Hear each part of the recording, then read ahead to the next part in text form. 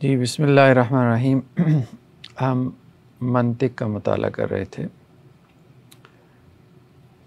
Last time ہم نے قضیہ کی بات شروع کی تھی۔ ہم نے کہا تھا کہ منطق میں دو میجر ٹاپکس ہوتے ہیں، ایک تصورات یعنی کانسیپٹس اور دوسرے قضایا یعنی ججمنٹس۔ تو تصورات کا حاصل جو ہم نے نکالا وہ یہ کہ ہم معرف معلوم کر لیں، ڈیفائنر، ایک ایسا ہمارے پاس ٹول اور آلہ آ جائے کہ جس کے ذریعے سے ہم چیزوں کو صحیح طرح سے ڈیفائن کرنا سیکھ جائیں، ان کو صحیح پراپر تعریف دے سکیں۔ اس سے کیا ہوگا کہ ہمارے تصورات میں کی تصحیح ہوگی، یعنی ہمارے کانسیپٹس کے اندر کلیئرٹی اور کریکشن پیدا ہوگی۔ کہ بعض اوقات وہ گنجلک ہو جاتے ہیں نا، پیچیدہ ہو جاتے ہیں، تو جب تصورات میں کلیئرٹی نہیں ہوگی، ان کی کریکشن اور تصحیح کا کوئی نظام نہیں ہوگا، تو اس وقت تک اس کے اوپر آگے مزید چیزوں کی بیس رکھنا وہ مناسب نہیں ہوگا۔ تو ایک تو ہم نے یہ بات ڈسکس کی، تصورات کا حاصل یہ ہے کہ آپ چیزوں کو صحیح طرح سے ڈیفائن کرنا سیکھ جائیں۔ البتہ اس میں ہم نے ایک بات کہی تھی کہ منطق یا قدیم منطق میں یا ارسطو کی منطق میں مناطقہ نے جو چیزوں کو ڈیفائن کرنے کا طریقہ کار بتایا، اس وقت کے اعتبار سے تو بہت اچھا تھا، بلکہ اب کے اعتبار سے بھی اچھا ہے، لیکن وہ سب چیزوں کو ڈیفائن نہیں کر پاتے، خاص طور پہ ایسی چیزوں کو جو ان کے بقول مجردات کے قبیل سے ہوتی ہیں، یعنی جن کے اوپر نیچے کوئی جنس یا نوع نہ ہو، کیونکہ انہوں نے جس طرح سے چیزوں کو ڈیفائن کیا ہے ہائرارکی بنا کے، اس کے لیے ضروری ہے کہ کوئی چیز جب ڈیفائن کی جا رہی ہو تو اس کے اوپر نیچے اس کی نوع اور جنس موجود ہو، یعنی جسے آپ کہہ سکتے ہیں ہائر جنس، ہائر نوع اس کے اوپر ہو، تب ہی وہ چیز جو ہے وہ ڈیفائن ہوگی۔ جس طرح سے وہ اس کو کمپریہنسو بناتے ہیں، یا جس طرح سے وہ اس کو جو ہے وہ مطلب جامع کے ساتھ معنی بناتے ہیں۔ تو مثال کے طور پہ جیسے خدا ہے یا عقل ہے یا ایسی بہت ساری چیزیں جو کہ غیر مادی ہیں، تو ان کو ڈیفائن کرنا اس منطق کے اندر رہتے ہوئے مشکل ہو جاتا ہے، بلکہ امپاسبل ہو جاتا ہے۔ دوسری طرف چیزوں کو ڈیفائن کرنے کا جو سائنٹیفک طریقہ ہے، جو سائنٹیفک اپروچ ہے، وہ زیادہ پریکٹیکل ہے۔ منطق والے جاتے تھے کہ چیز کی ماہیت کیا ہے، چیز کی اصل کیا ہے، یہ چیز خود ہے کیا ہے۔ تو سائنس والے کہتے ہیں کہ یہ ماہیت معلوم کرنا شاید ناممکن ہے، امپاسبل ہے کہ ایک چیز ہے کیا۔ ہاں، آپ اس کے فنکشن کو دیکھیں، تو اس کے فنکشن کو دیکھتے ہوئے آپ اس کے مطابق اس کو ڈیفائن کر دیں۔ اب ایک یہ ہے کہ روشنی کیا ہے، تو منطق والے کہیں گے روشنی کی ماہیت کیا ہے، ٹھیک ہے، لائٹ کی ماہیت کیا ہے، اس کی ریئلٹی کیا ہے، اس کی حقیقت کیا ہے۔ اور سائنس والے جب اس کو ڈیفائن کرنا چاہیں گے تو وہ کہیں گے بھائی روشنی وہ ہے جو 2,99,000 اتنے سم تھنگ کلومیٹر جو ہے وہ پر آورس کے حساب سے ٹریول کرتی ہے، سفر کرتی ہے۔ تو انہوں نے اس کے فنکشن کو دیکھتے ہوئے ڈیفائن کر دیا۔ نیکسٹ ہماری جو بحث آئی ہے وہ ہے قضایا کی، ججمنٹس کی۔ اس کے حاصل تک بھی ہم پہنچیں گے، اور وہ ہے قیاس، کہ منطقی کس طرح سے قیاس کرتے ہیں اور قیاس سے نتائج کس طرح سے برآمد کرتے ہیں۔ لیکن اس میں ایک درمیان میں بحث آئی لاسٹ لیکچر میں، صرف ہم نے اس کو تھوڑا سا ٹچ کیا تھا، لیکن یہ ہے کہ اس کو ہم جو اس وقت ماڈرن ڈسکشنز ہو رہی ہیں اس حوالے سے، اس کے ساتھ ہم اس کو تھوڑا سا ریلیٹ کریں گے، جیسا کہ پہلے بھی ہم کوشش کرتے ہیں کہ چیزوں کو ریلیٹ کریں۔ تو جب ہم نے قضیہ کی اقسام پڑھی تو اس میں مختلف قسمیں اس کی ہیں، متصلہ ہے، منفصلہ ہے، ٹھیک ہے، فلاں ہے، یہ وہ، حملیہ ہے، شرطیہ ہے۔ اس میں ایک بحث آئی تھی علاقہ کی، تو علاقہ کی بحث کو ہم تھوڑا سا آج مزید کھولیں گے۔ علیت علاقہ کی دو قسمیں ہیں، علیت اور تضایف۔ علیت سے مراد کیجویلٹی اور کیجویلٹی، کاز اینڈ ایفیکٹ، مطلب اس چیز کا سبب کیا ہے، اس چیز کی وجہ کیا ہے. ٹھیک ہے، دیکھیں نا، جب ہم نے قضیہ کی اقسام پڑھی تھی نا، تو آپ اوپر دیکھ رہے ہیں 2 میجر اقسام ہیں اس کی، حملیہ اور شرطیہ. حملیہ میں ایک موضوع ہوتا ہے، ایک محمول ہوتا ہے، یعنی ایک سبجیکٹ ہے، ایک اس کی پریڈیکیٹ ہے، جو جیسے آپ کے یہاں جملہ اسمی ہے، مبتدا خبر ہے، نحو میں آپ نے پڑھا ہے. تو حملیہ کا سٹرکچر تو وہ ہوتا ہے جو جملہ اسمیہ کا سٹرکچر ہوتا ہے عموماً. شرطیہ، جملہ شرطیہ جس میں شرط پائی جائے، یہ ہوگا تو یہ ہوگا. اب یہاں پہ ایک بحث آ جاتی ہے، یہ ہوگا تو وہ ہوگا، جو علت کی بحث ہوتی ہے. ٹھیک ہے، تو اس میں جب علت کی بحث آئی تھی تو وہاں اس کے ساتھ ایک ریلیٹڈ بحث پیدا ہوئی تھی علاقہ کی. تو یہ ہوگا تو وہ ہوگا، یعنی وہ ہوگا تو اس کی علت ہی ہوگی، کاز اینڈ ایفیکٹ. تو علاقہ کی بحث ہم یہ بات کر رہے تھے کہ یہ جو سٹرکچر ہوتا ہے جملہ شرطیہ کا، تو اس میں بھی 2 چیزیں ہیں نا جن کو آپ متعلق کر رہے ہیں. آپ بات سمجھ رہے ہیں، 2 چیزوں کو آپ آپس میں متعلق کر رہے ہیں. تو 2 چیزوں کو جب آپ آپس میں متعلق کر رہے ہیں تو ضروری نہیں ہے کہ ایک دوسرے کی علت ہو. یہ بات ہو رہی ہے، کبھی وہ علت ہوتی ہے، کبھی ان دونوں چیزوں کے درمیان جو نسبت ہوتی ہے، جو ریلیشن ہوتا ہے، وہ تضایف کا ہوتا ہے. اب جیسے دیکھیں نا، اگر سورج طلوع ہوگا تو دن موجود ہوگا. اب 2 چیزیں، سورج طلوع ہوگا، دن ہوگا، 2 چیزیں. اب ان دونوں کے درمیان نسبت کیا ہے، تعلق کیا ہے؟ کبھی علیت کا تعلق ہوگا، کیجویلٹی کا، اور کبھی اس سٹرکچر میں، ٹھیک ہے، اگر کوئی جملہ آئے گا تو 2 چیزوں میں تعلق تضایف کا ہوگا. اس کو ہم کھولتے ہیں، تضایف کیا چیز ہے؟ وہ علت نہیں ہے. تضایف کا جو تعلق ہے وہ علیت کا تعلق نہیں. یہ اصل میں سمجھانا چاہ رہے ہیں. تو جملے کے اس سٹرکچر سے کوئی دھوکہ نہ کھا جائے اور وہ پہلی چیز کو دوسری کی علت نہ بنا لے. بہت دفعہ جو علاقہ ہوتا ہے وہ علیت کا نہیں ہوتا ہے، تو اس چیز کو وہ کھولے گا. تو کیجویلٹی اور دوسرا تضایف یعنی میوچل ریلیشن.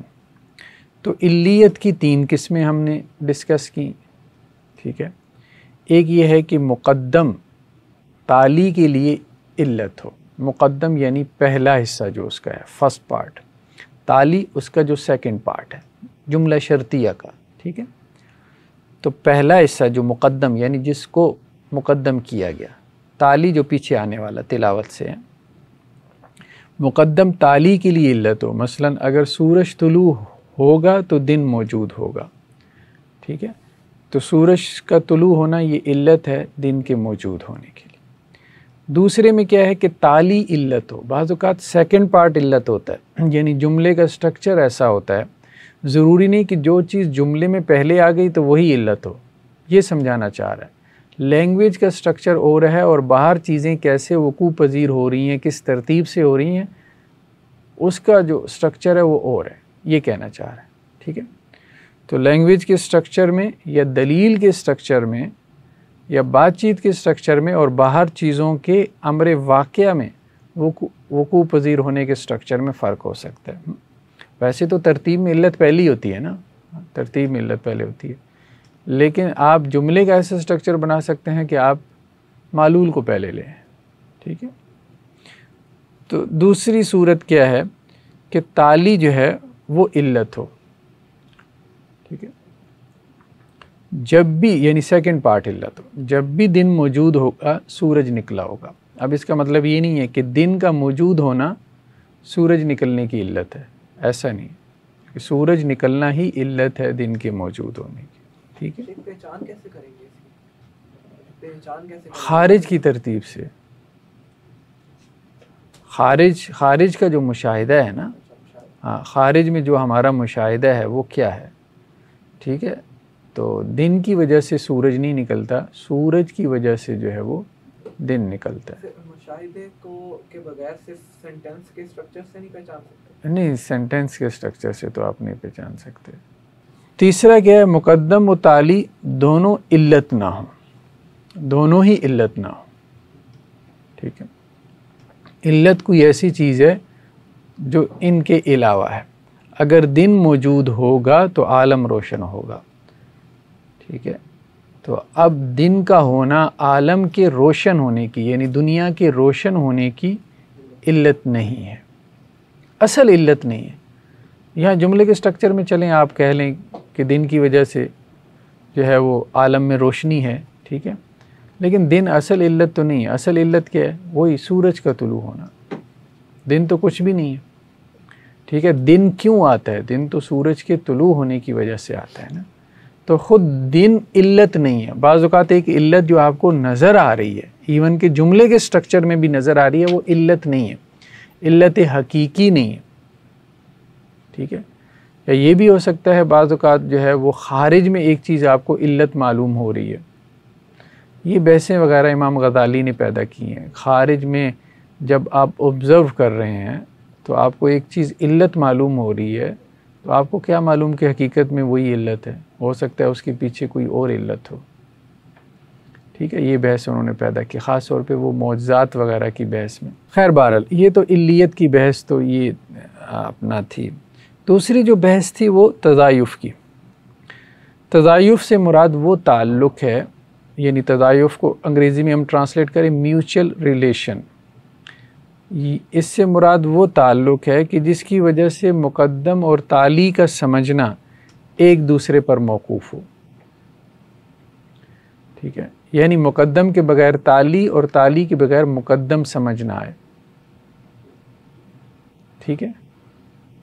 اگر مطلب سورج موجود ہے تو دن روشن ہوگا، ٹھیک ہے، آگ ہے تو جلانا ہے، جلائے گی، ایسے ہی ہے نا۔ آگ بذات خود ایک کانسیپٹ ہے، آپ سمجھیں، آگ کو سمجھنے کے لیے جلانے کا کانسیپٹ ہونا ضروری نہیں ہے۔ آگ بذات خود ایک کمپلیٹ کانسیپٹ ہے، ٹھیک ہے، آپ اس کو سمجھ سکتے ہیں، انڈرسٹینڈ کر سکتے ہیں۔ مقدم اور تالی یعنی تضایف کی نسبت میں ایک کو سمجھنے کا انحصار دوسرے پر ہوتا ہے، ایک کے بغیر دوسرا سمجھ ہی نہیں آ سکتا۔ مثال کے طور پہ باپ، لفظ باپ، ٹھیک ہے، اب باپ بیٹے کے بغیر کیسے سمجھ میں آئے گا؟ وہ باپ بنا ہی بیٹے کی نسبت سے ہے، بیٹا باپ کی نسبت سے ہی بنا ہے۔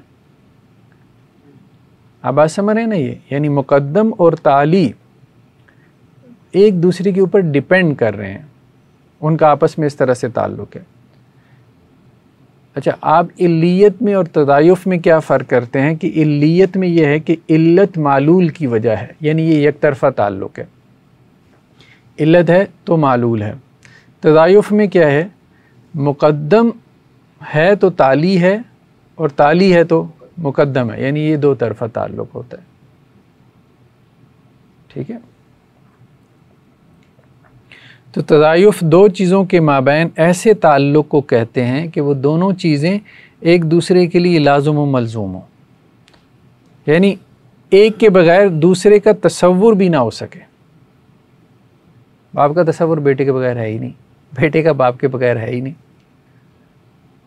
اب جب بیٹا کہیں گے تو یہ تصور لازماً جڑا ہوا ہے باپ کے تصور کے ساتھ، باپ کہیں گے تو یہ تصور لازماً جڑا ہوا ہے بیٹے کے تصور کے ساتھ۔ استاد اور شاگرد، استاد کہیں گے تو لازماً شاگرد کے ساتھ، شاگرد کہیں گے تو لازماً استاد کے تصور کے ساتھ یہ جڑا ہوا ہے۔ مالک اور مملوک، ٹھیک ہے، آقا اور غلام، ٹھیک ہے، اوپر اور نیچے، اگر اوپر ہے تو مطلب ظاہر بات ہے نیچے ہے، نیچے ہے تو اوپر ہے۔ تو تضایف کو یعنی میوچل ریلیشن کو مفہوم اضافی بھی کہتے ہیں، یہ اہم نقطہ ہے، مفہوم اضافی۔ مفہوم اضافی اس کو کیوں کہتے ہیں؟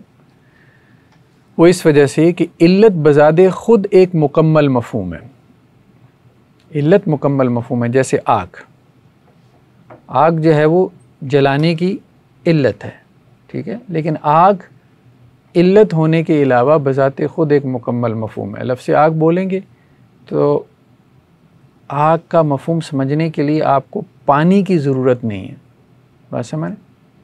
بذات خود اس کا مفہوم، اس کو کہتے ہیں مکمل مفہوم، کمپلیٹ۔ جلانا نہیں آئے گا کس میں؟ جلانا اس کی خاصیت ہے، ٹھیک ہے، اس کا خاصہ ہے نا، یعنی آگ اپنا مفہوم بتلانے کے لیے کسی اور کے اوپر انحصار نہیں کر رہی. دوسرا یہ ہے اگر سورج طلوع ہوگا تو دن ہوگا، آگ ہوگی تو جلائے گی. ٹھیک ہے، یہ ان کا تعلق بنتا ہے. تیسرا یہ نہیں آپ دوسرا جملہ نہ بولیں. جلانے والا. ہاں اگر آپ کہیں اگر آگ ہے، اگر آگ ہے، آپ نے اتنا بول دیا، یہ بات سمجھ میں آ رہی ہے؟ اگر کوئی آگ نہیں جلا رہی، مثال کے طور پہ جلانے کا کام نہیں کر رہی، جو مشاہدے میں کوئی ایسا نہیں ہے، جل رہی ہے نا، صرف جل رہی ہے مثال کے طور پہ، ٹھیک ہے، تو پھر بھی آگ تو ہے نا. تو اس کو یوں سمجھے، اصل میں تین چیزیں. تضائف میں دونوں چیزیں بیک وقت موجود ہوتی ہیں. آپ یوں سمجھیں دونوں چیزیں تضائف میں بیک وقت موجود ہیں، مقدم اور تالی. ٹھیک ہے، فرسٹ اور سیکنڈ پارٹ. باپ، جیسے یہ مثال، اگر زید بکر کا باپ ہے تو بکر زید کا بیٹا ہے. ہم یہ نہیں کہہ رہے باپ بیٹے کی علت ہے، وہ خارجی مشاہدے کی بات نہیں کر رہے. منطق بیسیکلی آپ کے لینگویج سٹرکچر سے ڈسکس کرتی ہے. باپ ہے تو بیٹا بھی ہے، جب سے باپ ہے تب سے بیٹا ہے. ایسا ہی ہے نا کہ نہیں؟ جب سے بیٹا ہے تب سے باپ ہے، دونوں ایک ساتھ موجود ہیں. اب آپ سمجھ رہے ہیں؟ علت اور معلول میں پہلے علت ہوتی ہے پھر معلول ہوتا ہے، اس میں ایک ترتیب سے ہوتا ہے.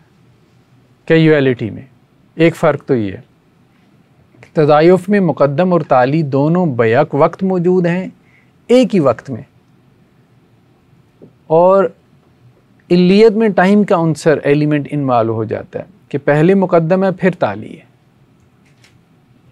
ٹھیک ہے، ایک تو یہ چیز ہو گئی. دوسرا یہ ہے، تو ایک تو یہ ہے کہ تضائف میں دونوں چیزیں بیک وقت ہوتی ہیں، اور دوسری یہ کہ ایک کے بغیر دوسری ممکن نہیں ہوتی. اور تیسرا یہ کہ ان دونوں میں جو تعلق ہے وہ دو طرفہ ہوتا ہے. ٹھیک ہے، اور یہ تعلق معنوی ہوتا ہے. اور علیت میں کیا ہے کہ دونوں چیزیں بیک وقت نہیں ہوتی، علت پہلے ہوتی ہے، معلول بعد میں ہوتا ہے. اور ایک کے بعد دوسرا جو ہے وہ ممکن ہوتا ہے، لازم نہیں ہوتا. تضائف میں لازم ہوتا ہے، ایک کے بعد دوسرا لازم ہوتا ہے. ٹھیک ہے، تو علیت میں ایک کے بعد دوسرا جو ہے وہ اس کا امکان ہوتا ہے، یعنی علت اور معلول کا تعلق امکانی ہوتا ہے. ٹھیک ہے، تو یہ امکانی کی سمجھ نہیں آئی. اگر سورج ہوگا تو یہ لازمی ہے کہ دن ہوگا، یہ امکانی تو نہیں. ضروری نہیں ہے، بادل بھی تو ہو سکتے ہیں. ٹھیک ہے، بادلوں کا گھٹاٹوپ اندھیرا بھی ہو سکتا ہے. وہی ہم نے جیسے آگ کی مثال لی نا، کہ آگ ہے لیکن ضروری نہیں جلا بھی رہی ہو کسی کو. جو مناطقہ کا اپنا ایک انداز تھا استدلال، اس کے مطابق. تو ہم نے کہا تضائف میں دونوں چیزیں بیک وقت موجود ہوتی ہیں، علیت میں علت پہلے معلول بعد میں ہوتا ہے. تضائف میں جو ہے وہ ایک کے بغیر دوسرا ممکن نہیں ہے، اور علیت میں ایک کے بعد دوسرے کا امکان ہے. ٹھیک ہے، اور تضائف میں یہ تعلق دو طرفہ ہوتا ہے، اور علیت میں یہ تعلق یک طرفہ ہوتا ہے. اور تضائف میں یہ تعلق معنوی ہوتا ہے. تعلق ہے معنوی ہے دو چیزوں کے درمیان، اور علیت میں دو چیزوں کے درمیان تعلق زمانی ہے، یعنی زمانی ترتیب موجود ہے، علت پہلے ہے، معلول بعد میں ہے. ٹھیک ہے، تو تضائف میں اصل میں آپ زمانی ترتیب کو نہیں دیکھ رہے ہوتے چیزوں کی، آپ اس کے معنوی تعلق کو دیکھ رہے ہوتے. خیر بہرحال اب یہاں پہ ایک بحث ہمارے ہاں جو ہے نا لنگوسٹکس میں پیدا ہوئی، جو ماڈرن لنگوسٹکس ہے. وہ بحث بہت حد تک تضائف کے تصور سے ملتی ہے، ان کے مناطقہ کے. یہ ثنائی تضادات کی بحث کہلاتی ہے، بائنری اپوزیشنز کی. 20ویں صدی عیسوی میں لنگوسٹکس پہ کافی زیادہ جو ہے وہ کام ہوا، خاص طور پہ اس کی فلاسفی کے اوپر. تو ایک نقطہ نظر جو ہے وہ ساؤسر نے دیا تھا، یہ غالباً فرینچ تھا ساؤسر جو ہے، 1857 سے کوئی 1913 تک کا اس کا ٹائم پیریڈ ہے۔ اس نے جو لینگویج کے اعتبار سے تھیری دی تھی اس کو زبان کا جو ہے وہ ساختیاتی نظام کہتے ہیں، اسٹرکچرلزم کہتے ہیں۔ یہ کہتا تھا کہ زبان بیسیکلی ایک اسٹرکچر کے اوپر کھڑی ہوتی ہے، جیسے آپ کا کوئی مکان ہے، اس کا ایک اسٹرکچر ہے نا، ایک ڈھانچہ ہے، تو زبان بھی بیسیکلی ایک عمارت، ایک اسٹرکچر ہے۔ تو اب آپ نے اس اسٹرکچر کو جو ہے وہ ایکسپلور کرنا ہے، اس کے پلرز کو، اس کی بنیادوں کو، اس کی چھتوں کو۔ تو ساؤسر کا کہنا یہ تھا کہ مفرد لفظ جو ہوتا ہے نا اس کا اپنا کوئی معنی نہیں ہوتا۔ جیسے ہمارے یہاں ہے، ابھی ہم کیا سمجھتے ہیں کہ ڈکشنری میں مفرد الفاظ ہیں، عربی کی ہے، اردو کی ہے، تو ان کے اپنے معنی ہیں، ٹھیک ہے۔ ہماری جو تھیری ہے وہ یہی ہے کہ لفظ معنی سے خالی نہیں ہے، مفرد لفظ بھی اس کا اپنا معنی ہے۔ ساؤسر نے یہ بات کہی کہ لفظ کے اندر معنی ہوتا ہی نہیں، لفظ کے اندر معنی نہیں ہوتا۔ اس نے کہا کہ لفظ جو ہے وہ دوسرے لفظ سے اپنا معنی لیتا ہے یا پیدا کرتا ہے۔ اس کو کہتے ہیں بائنری اپوزیشنز، یعنی اپنی اپوزیشن سے معنی پیدا کرتا ہے۔ یعنی دن کا کوئی معنی نہیں ہے جب تک لفظ رات نہ آئے، دن رات کے لفظ سے اپنا معنی پیدا کرتا ہے، مرد عورت کے لفظ سے اپنا معنی پیدا کرتا ہے، زندہ مردہ کے تصور سے اپنا معنی پیدا کرتا ہے، حق باطل سے اپنا معنی لیتا ہے، ایمان کفر سے اپنا معنی نکھارتا ہے، نیکی بدی سے اپنے آپ کو ڈیفائن کرتی ہے۔ یہ اس کا بائنری اپوزیشن کا کانسیپٹ تھا کہ لفظ اپنی مفرد حیثیت میں، اکیلے کی حیثیت میں کوئی معنی نہیں رکھتا جب تک کہ اس کا اپوزیشن نہ آ جائے۔ تو وہ اپنی اپوزیشن سے، یعنی اپنے متضاد سے اپنا معنی لے کر اس معنی کو پیدا کرتا ہے۔ مطلب یہ اس کا بنیادی ترین نقطہ تھا بائنری اپوزیشنز کا، ساؤسر کا جو تھا، ٹھیک ہے۔ یعنی وہی تعارف الاشیاء من الذات، ہاں، کہ چیزیں جو ہے وہ اپنے ازداد سے پہچانی جاتی ہیں۔ لیکن ہمارے ہاں یہ جملہ کسی حد تک ٹھیک تو ہے، لیکن اس کا مطلب یہ نہیں کہ اس کا کوئی معنی ہی نہیں تھا، حق کا کوئی اپنا معنی ہی نہیں تھا۔ اگر باطل کا کانسیپٹ نہیں ہے تو اس کا کوئی اپنا معنی ہی نہیں۔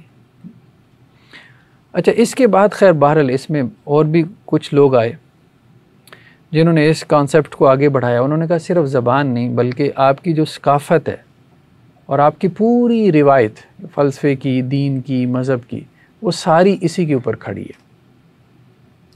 یعنی آپ کی ثقافت اور تمدن بھی اور آپ کا ریلیجن اور مذہب بھی، کہ بائنری اپوزیشن سے آپ معنی پیدا کر رہے ہیں، ٹھیک ہے۔ جیسے مذہب میں اس کی مثال یہی دی جاتی ہے نا کہ ایمان کیا ہے، مثال کے طور پہ جو کفر نہیں ہے، ٹھیک ہے۔ حق کیا ہے، جو باطل نہیں ہے، نیکی کیا ہے، جو بدی نہیں ہے، یا توحید کیا ہے، جو شرک نہیں ہے، عدل کیا ہے، جو ظلم نہیں ہے، ثواب کیا ہے، جو گناہ نہیں۔ تو یہ جو بائنری اپوزیشنز کا کانسیپٹ تھا، یہ جیسے ہم نے دیکھا نا وہ تضایف کا کانسیپٹ اسی سے ملتا جلتا ہے نا، کہ باپ کے بغیر آپ بیٹے کو نہیں سمجھ سکتے۔ جیسے آپ لفظ باپ بولیں گے تو بیٹے کا تصور آئے بغیر آپ کے لیے باپ کا تصور واضح ہی نہیں ہو سکتا۔ تو یہی چیز انہوں نے یہاں اپلائی کی، مطلب پتہ نہیں وہاں سے پڑھ کے اپلائی کی کہ خود سے ان کے دماغ میں آ گئی، ٹھیک ہے۔ یہ بائنری اپوزیشن کا کانسیپٹ، کہ اونچائی کا کانسیپٹ جو ہے وہ اترائی کے بغیر آپ کے ذہن میں آ ہی نہیں سکتا، اوپر کا کانسیپٹ نیچے کے بغیر آ ہی نہیں سکتا، تو حق کا تصور باطل کے بغیر آ ہی نہیں سکتا۔ تو یہ حق اور باطل ایک دوسرے کو ڈیفائن کر رہے ہیں۔ آپ بات سمجھ رہے ہیں؟ ایک تو ہم کہہ رہے ہیں نا حق کے اپنے میننگ ہیں، باطل کے اپنے میننگ ہیں، ہم تو یہی کام کریں گے نا، حق اس کو کہتے ہیں، باطل اس کو کہتے ہیں، اس کے شرعی میننگ بیان کر دیے، سمجھ رہے ہیں نا۔ ایمان اس کو کہتے ہیں، کفر اس کو کہتے ہیں۔ وہ کہہ رہے ہیں کہ نہیں، نہ ایمان کا کوئی معنی ہے نہ کفر کا کوئی معنی ہے، ایمان اور کفر ایک دوسرے کو بائنری اپوزیشن کے ذریعے سے ڈیفائن کر۔ اس پہ پھر تنقید کی یہ غالباً جرمن فلاسفر تھا،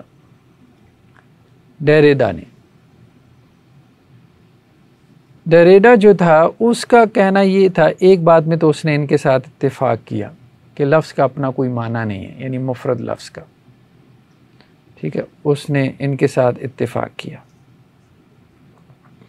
کہ لفظ اپنا کوئی معنی نہیں رکھتا، بلکہ دوسرے الفاظ سے تعلق اور فرق سے اپنا معنی پیدا کرتا ہے، یعنی دوسرا جو لفظ ہے اس کے ساتھ تعلق اور اس سے فرق سے اس نے اپنا معنی پیدا کیا۔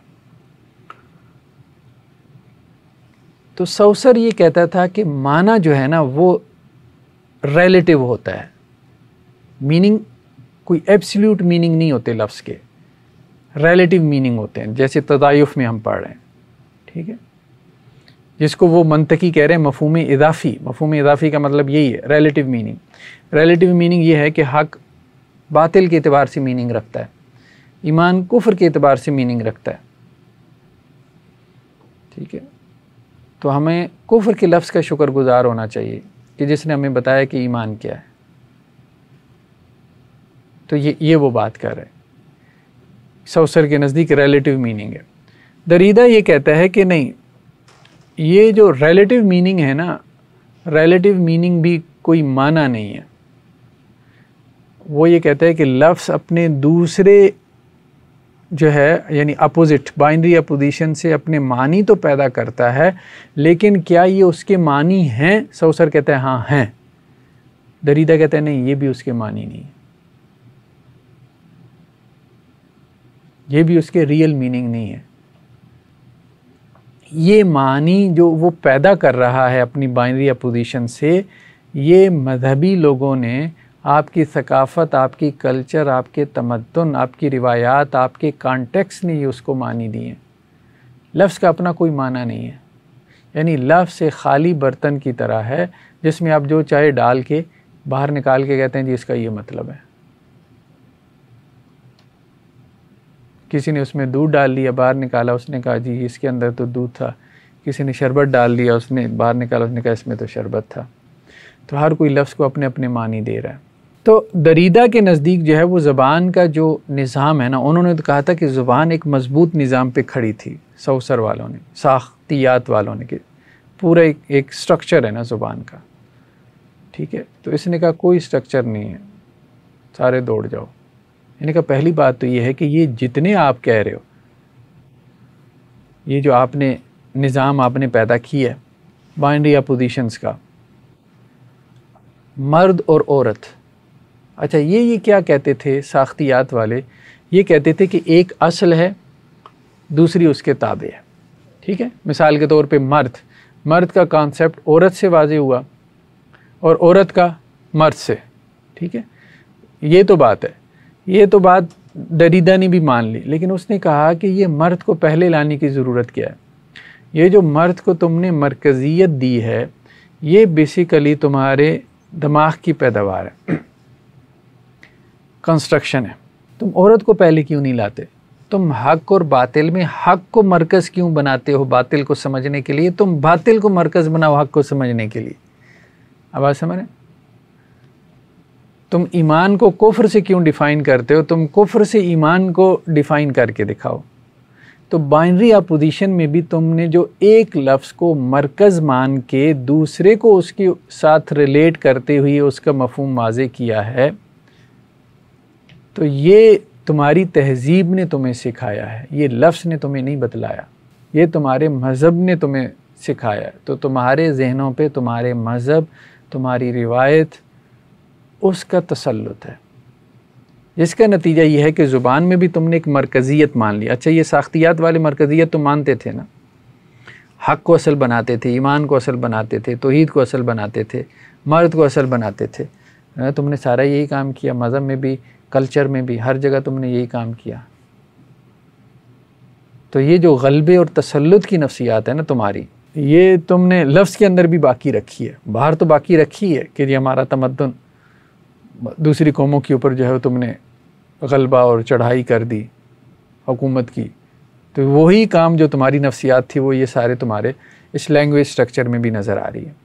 تو سب سے پہلے تو مرکزیت اڑاؤ، کوئی مرکزیت نہیں ہے، ٹھیک ہے، کہ ایک لفظ کو آپ اصل بناؤ اور دوسرے کو. پھر اس نے کہا کہ ان دونوں کے درمیان یہ جو معنی حق اور باطل جو معنی پیدا کر رہے ہیں، تو وہ سوسر تو یہ کہہ رہا تھا کہ یہ ٹھیک ہے، مطلب یہی معنی ہے ان کا.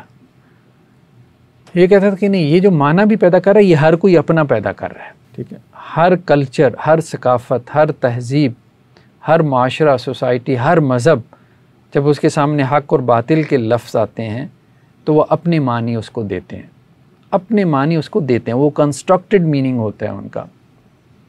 وہ لفظ ایک دوسرے کو معنی نہیں دے رہے ہیں. لفظ دیں تو وہ تو لفظ کے ریئل میننگ ہوں گے نا، وہ انہوں نے دیے، اس لیے یہ بدلتے رہتے ہیں. تو اس لیے اس نے ایک اصطلاح جو ہے نا استعمال کی تھی جس کو کہا جاتا ہے کہ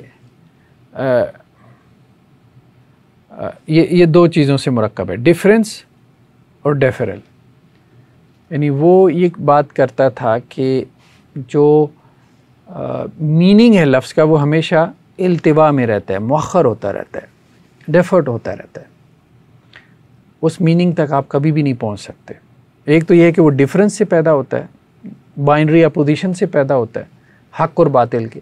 اور دوسرا یہ ہے کہ جب وہ پیدا ہوتا ہے نا تو اس تک تو کوئی نہیں پہنچتا، وہ لوگ خود وہ معنی پیدا کرنے والے ہوتے ہیں اس سوسائٹی کے. وہ کنسٹرکٹڈ میننگ ہوتا ہے، تو اس کا جو ریئل میننگ ہے وہ ڈیفر ہوتا رہتا ہے. یہ وہ بات کرتا تھا، اس لیے اس تک کوئی پہنچ ہی نہیں پاتا. تو لفظ کا اصل معنی کیا ہے وہ کہتا ہے کوئی جان ہی نہیں سکتا. اور یہ سارا انسانوں کے کھیل تماشے کی وجہ سے.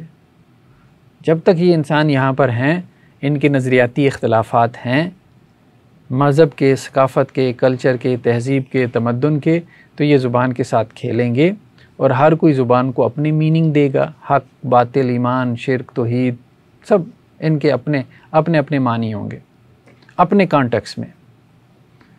ٹھیک ہے، تو آپ اس کے ریئل میننگ تک کبھی پہنچ ہی نہیں پاؤ گے.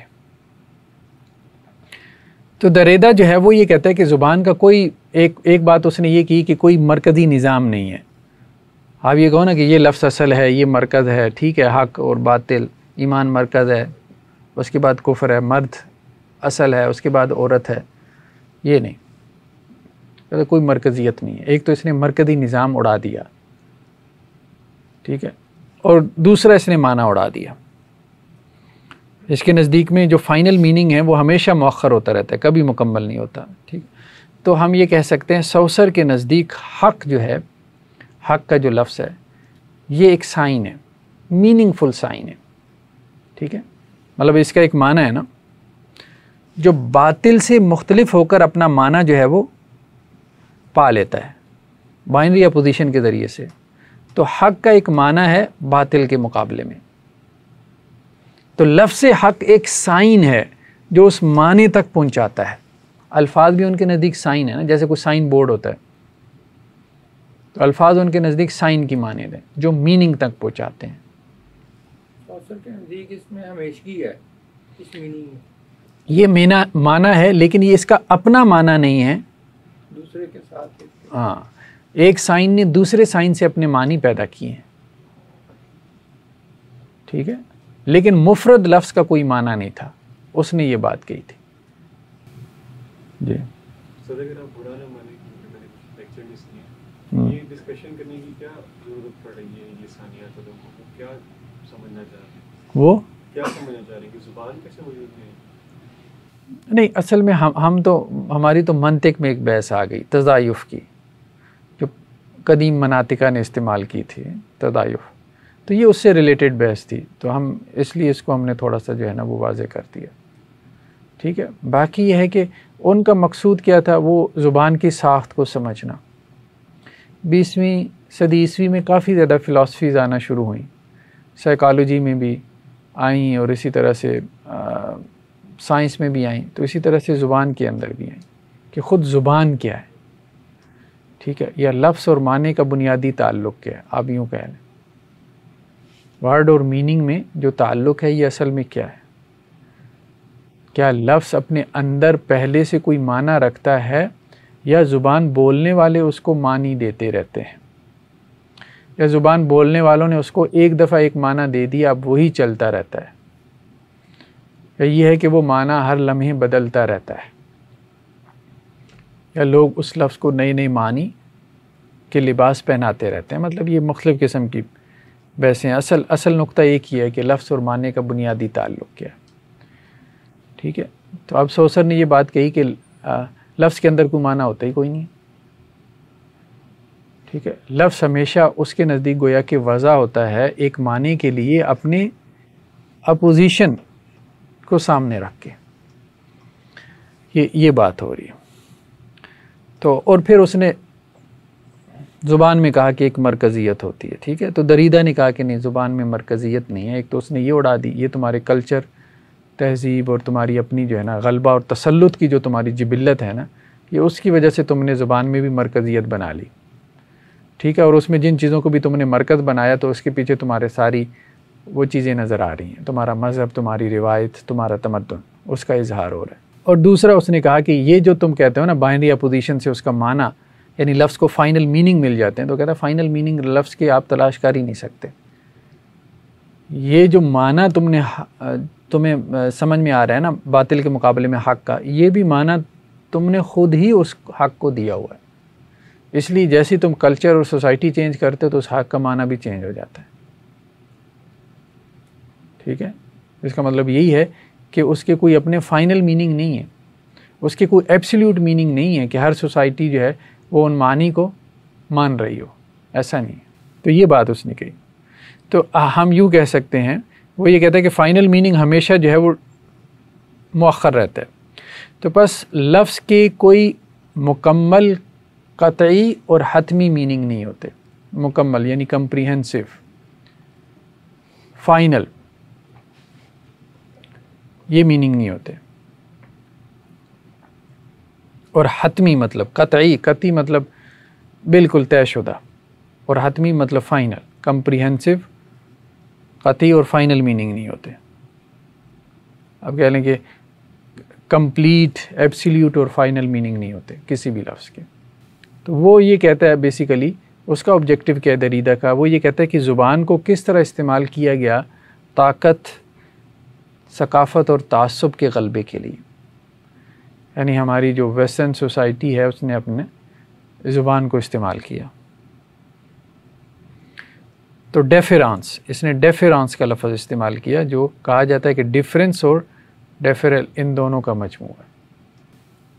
تو جو اب وہ یہ نہیں کہتا کہ لفظ کا معنی نہیں ہوتا، لیکن وہ یہ کہہ رہا ہے کہ جو لفظ کا معنی ہم سمجھ رہے ہوتے ہیں وہ فائنل نہیں ہوتا، کمپلیٹ نہیں ہوتا، ایبسلیوٹ نہیں ہوتا، وہ عارضی ہوتا ہے. ایک بات تو یہ یعنی اسی سوسائٹی نے پیدا کیا اور کچھ دور کے لیے، ہو سکتا ہے ان کی اگلی نسل آ کے اسی لفظ کو کسی اور معنی میں استعمال کرنا شروع کر دے. ایک تو وہ عارضی ہوتا ہے، دوسرا سیاقی ہوتا ہے، کنٹیکسچول ہوتا ہے، یعنی انہوں نے اپنے کنٹیکس میں وہ میننگ پیدا کیے ہیں. ٹھیک ہے.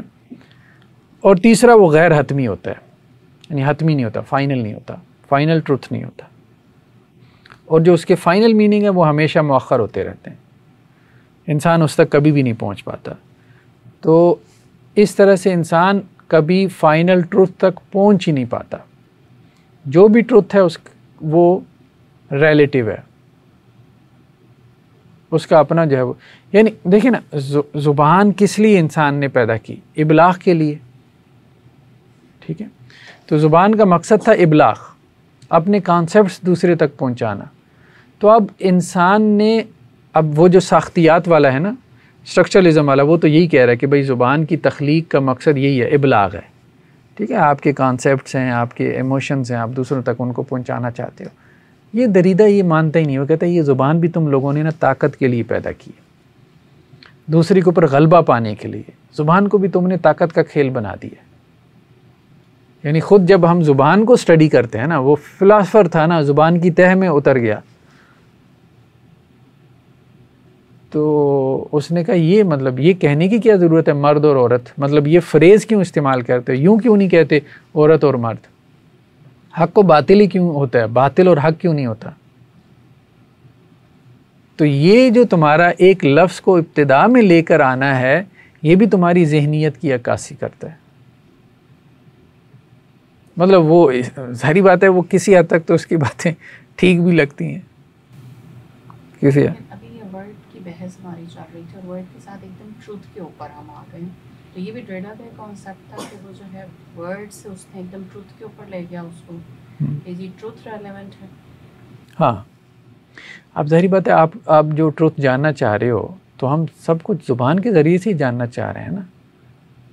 آپ کی جتنی ریسرچ تحقیق ہے ٹھیک ہے یا بول کے ہو رہی ہے یا لکھ کے ہو رہی ہے تو آپ لفظ کے ذریعے سے ہی تو ساری تحقیقات کی حقیقت تک پہنچنا چاہتے ہو. آپ کائنات کی حقیقت جاننا چاہتے ہو, آپ مذہب اور ریولیشن کو جاننا چاہتے ہو, تو آپ کے پاس ہے کیا سوائے لفظ کے؟ سیکریڈ بکس بھی لفظ ہیں ٹھیک ہے, اور سائنس کی کتابیں بھی لفظ ہی ہیں. تو اب وہ یہ کہہ رہا ہے کہ یہ جتنے ہیں مذہب والے ایون کے سائنس والے بھی ٹھیک ہے, تو جو لفظ انہوں نے وضع کیا تھا, جو زبان انہوں نے بنائی تھی, وہ ساری کی بنیاد کرپشن کے اوپر ہے. وہ ابلاغ کا ذریعہ ہے ہی نہیں, وہ تسلط کا ذریعہ ہے, وہ غلبے کا آلہ اور ٹول ہے. بیسیکلی یہ کہہ رہے ہیں. تو میٹا فزکس سے انکار ہو جائے گا کہ نہیں خدا کا کانسیپٹ, وہ سارے ان چیزوں سے بھی انکار کر ہر چیز کا اس نے انکار کر دیا نا. کہا یہ جاتا ہے کہ یہ جو ساختیات والے ہیں نا یہ مکان تعمیر کرتے ہیں اور دریدہ مکان گرا دیتا ہے, یعنی اس کا کام تخریبی ہے ٹھیک ہے. تو اس نے گرانے کا کام زیادہ کیا ہے. اس لیے دریدہ کے اوپر جن لوگوں نے تنقیدیں کی نا بعد میں, اس نے کہا کہ ہر طرف آ کے بس تباہی پھیری ہے, کرین ہی چلائی ہے, کوئی تعمیری کام بھی کی ہے, کنسٹرکٹیو کام بھی کیا ہے. تو ایک رد عمل تھا آپ کہہ لیں ٹھیک ہے. تو اب چومسکی وغیرہ نے جو ابھی تک حیات ہیں, اب یہ بھی بڑے ماہرین اس میں سے ہیں لنگوسٹکس میں, انہوں نے جو تنقیدیں کی نا تو اس نے یہی کہا دریدہ کے بارے, اس نے کہا انٹلیکچوئل پلے ہے, اس کی جتنی بحث ہے وہ کیا انٹلیکچوئل پلے ہے. لیکن ایک بڑی دنیا کو اس نے متاثر بھی کر لیا. خلاصہ اس کا یہی تھا کہ میننگ سارے ریلیٹیو ہیں, سب نے اپنے اپنے معنی پیدا کیے. حق کا کوئی ایبسلیوٹ میننگ نہیں ہے, کوئی فائنل میننگ ہے ہی نہیں. حق کیا ہے, سچ کیا ہے, مثال کے طور پہ سچ, چلو جی سچ ایک اعلیٰ قدر ہے, مان لیا. سچ ہے کیا؟ جب یہ بات آئے گی نا وہ کہے گا کہ ہر سوسائٹی نے سچ کا اپنا معنی پیدا کیا ہوا ہے اپنے کانٹیکس میں. یہ یونیورسل لفظ ہے سچ. وہ کہتا ہے یونیورسل کچھ بھی نہیں ہے نا, یہی تو وہ کہتا ہے یونیورسل کچھ بھی نہیں. کس بنیاد پہ کہتا ہے, کس بنیاد پہ کہتا ہے؟ وہ اس بنیاد پہ کہتا ہے کہ ہر سوسائٹی کا سچ اپنا ہے.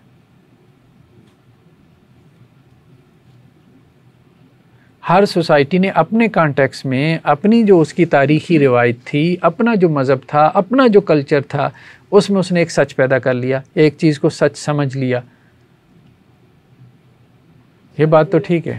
تو دریدہ کے نزدیک سچ جو ہے نا کوئی ازلی یا یونیورسل ٹروتھ نہیں ہے, اس کے نزدیک یہ کنسٹرکٹڈ ٹروتھ ہے. ہر ایک نے اپنا سچ کنسٹرکٹ کیا ہے ٹھیک ہے. انڈیا کا سچ اپنا ہوگا, پاکستان کا اپنا ہوگا, امریکہ کا اپنا ہے, رشیا کا اپنا ہے, چائنا کا اپنا ہے. ایک ہی مطلب جسے کہتے ہیں اختلاف کے اندر قوموں کا سچ بدل جاتا ہے. ایک ہی ڈسپیوٹ میں پوری قوم کا سچ بدل جاتا ہے ٹھیک ہے. تو وہ یہ کہہ رہا ہے کہ جو حقیقت ہے وہ کچھ نہیں ہے, بلکہ یہ سب لفظ کو ایک انٹرپریٹیشن دے کے یا ایک کنٹیکسچوئل میننگ دے کے آپ نے جو ہے وہ ایک حقیقت پیدا کر لی ہے, اور کچھ بھی نہیں. تو معنی ہمیشہ تعویلی ہوتا ہے, انٹرپریٹڈ ہوتا ہے. آپ لفظ کو اپنی انٹرپریٹیشن دیتے ہو. ایک ہے لفظ کے اپنی میننگ, نہیں, لفظ کی اپنی میننگ ہے ہی نہیں. ہر قوم نے, ہر سوسائٹی نے لفظ کو اپنی انٹرپریٹیشن دے کے اس کو ایک معنی دے دیا. وہ یہ کہتا ہے اصل میں. دریدہ کے اوپر جو پھر تنقیدیں بھی ہوئی, ظاہری بات ہے. تو سب سے جو ویلڈ پوائنٹ بیان کیا گیا نا وہ یہی بیان کیا گیا کہ دیکھیں بات یہ ہے, جب آپ یہ کہہ رہے ہیں, اس کو کہتے ہیں سیلف ریفیوٹیشن کا, کہ آپ کی تھیری جو ہے نا وہ آپ کے جو نقطہ نظر ہے اس کو سیلف ریفیوٹ کرتی ہے. کس طرح سے؟ جب آپ کہتے ہو کہ جی لفظ کا کوئی فائنل میننگ ہی نہیں ہے, کوئی حتمی میننگ ہوتی ہی نہیں ہے. ہوتا تو ہے لیکن اس تک کوئی پہنچ نہیں پاتا. اس کی وجہ یہ ہے کہ سوسائٹی ہر وقت اس کو اپنے معنی دیتی رہتی ہے، یا ریڈر جو ہے وہ آتھر کے لفظ کو ہر وقت اپنا معنی پہناتا رہتا ہے۔ اب وہ کہتا ہے سیکرڈ ٹیکسٹ کے ساتھ بھی یہی ہوا ہے، ٹھیک ہے، جس کے دماغ میں جو میننگ تھا وہ ہر کتاب کے جو ہے وہ سینکڑوں اس کی انٹرپریٹیشنز آ گئی ہیں، انہوں نے اپنے وہ میننگ لفظ کو پہنا دی۔ اگر لفظ کے معنی پہلے سے آلریڈی کوئی ایبسولوٹ میننگ تھے تو سب ایک معنی تک کیوں نہیں پہنچے؟ تو یہ تو ان کا صرف کلیم رہ گیا نا، تو اس کا مطلب یہ ہے کہ لفظ کو سب انٹرپریٹ کرتے ہیں۔ تو ہر مذہبی ٹیکسٹ میں انٹرپریٹیشن تو ہیں، اس میں تو کوئی ایسا نہیں ہے۔ تو اس کو یہی بات کہے گی کہ اگر لفظ کی کوئی فائنل میننگ نہیں ہے، کوئی حتمی سچائی نہیں ہے، فائنل ٹروتھ نہیں ہے، تو آپ کی خود کی بات کی بھی کوئی فائنل میننگ نہیں ہے۔ پھر یہی ہے کہ جو آپ کی بات کو جو مرضی سمجھے، ٹھیک ہے، اس کو جو مرضی معنی پہنا دے، پھر تو یہی ہے۔ خیر بہرحال یہ ایک طرح سے الزامی جواب تھا۔ دوسرا یہ بھی جواب دیا گیا کہ اگر آپ سچ عدل کو ختم کر دو گے، یعنی ان کی مرکزیت کو، سچ کو مرکز بنایا گیا، عدل کو مرکز بنایا گیا ہے جھوٹ کو سمجھنے کے لیے، ظلم کو سمجھنے کے لیے، تو قانون کو مرکز بنایا گیا لا قانونیت کو سمجھنے کے لیے، تو لوگوں نے یہی کہا کہ اگر آپ ان کی مرکزیت کو ختم کر دو گے نا تو پھر مرکز کون رہ جائے گا؟ بات تو یہی ہے، مرکز تو آپ کو کوئی ڈھونڈنا پڑے گا جس کے گرد چیزوں کو گھمائیں۔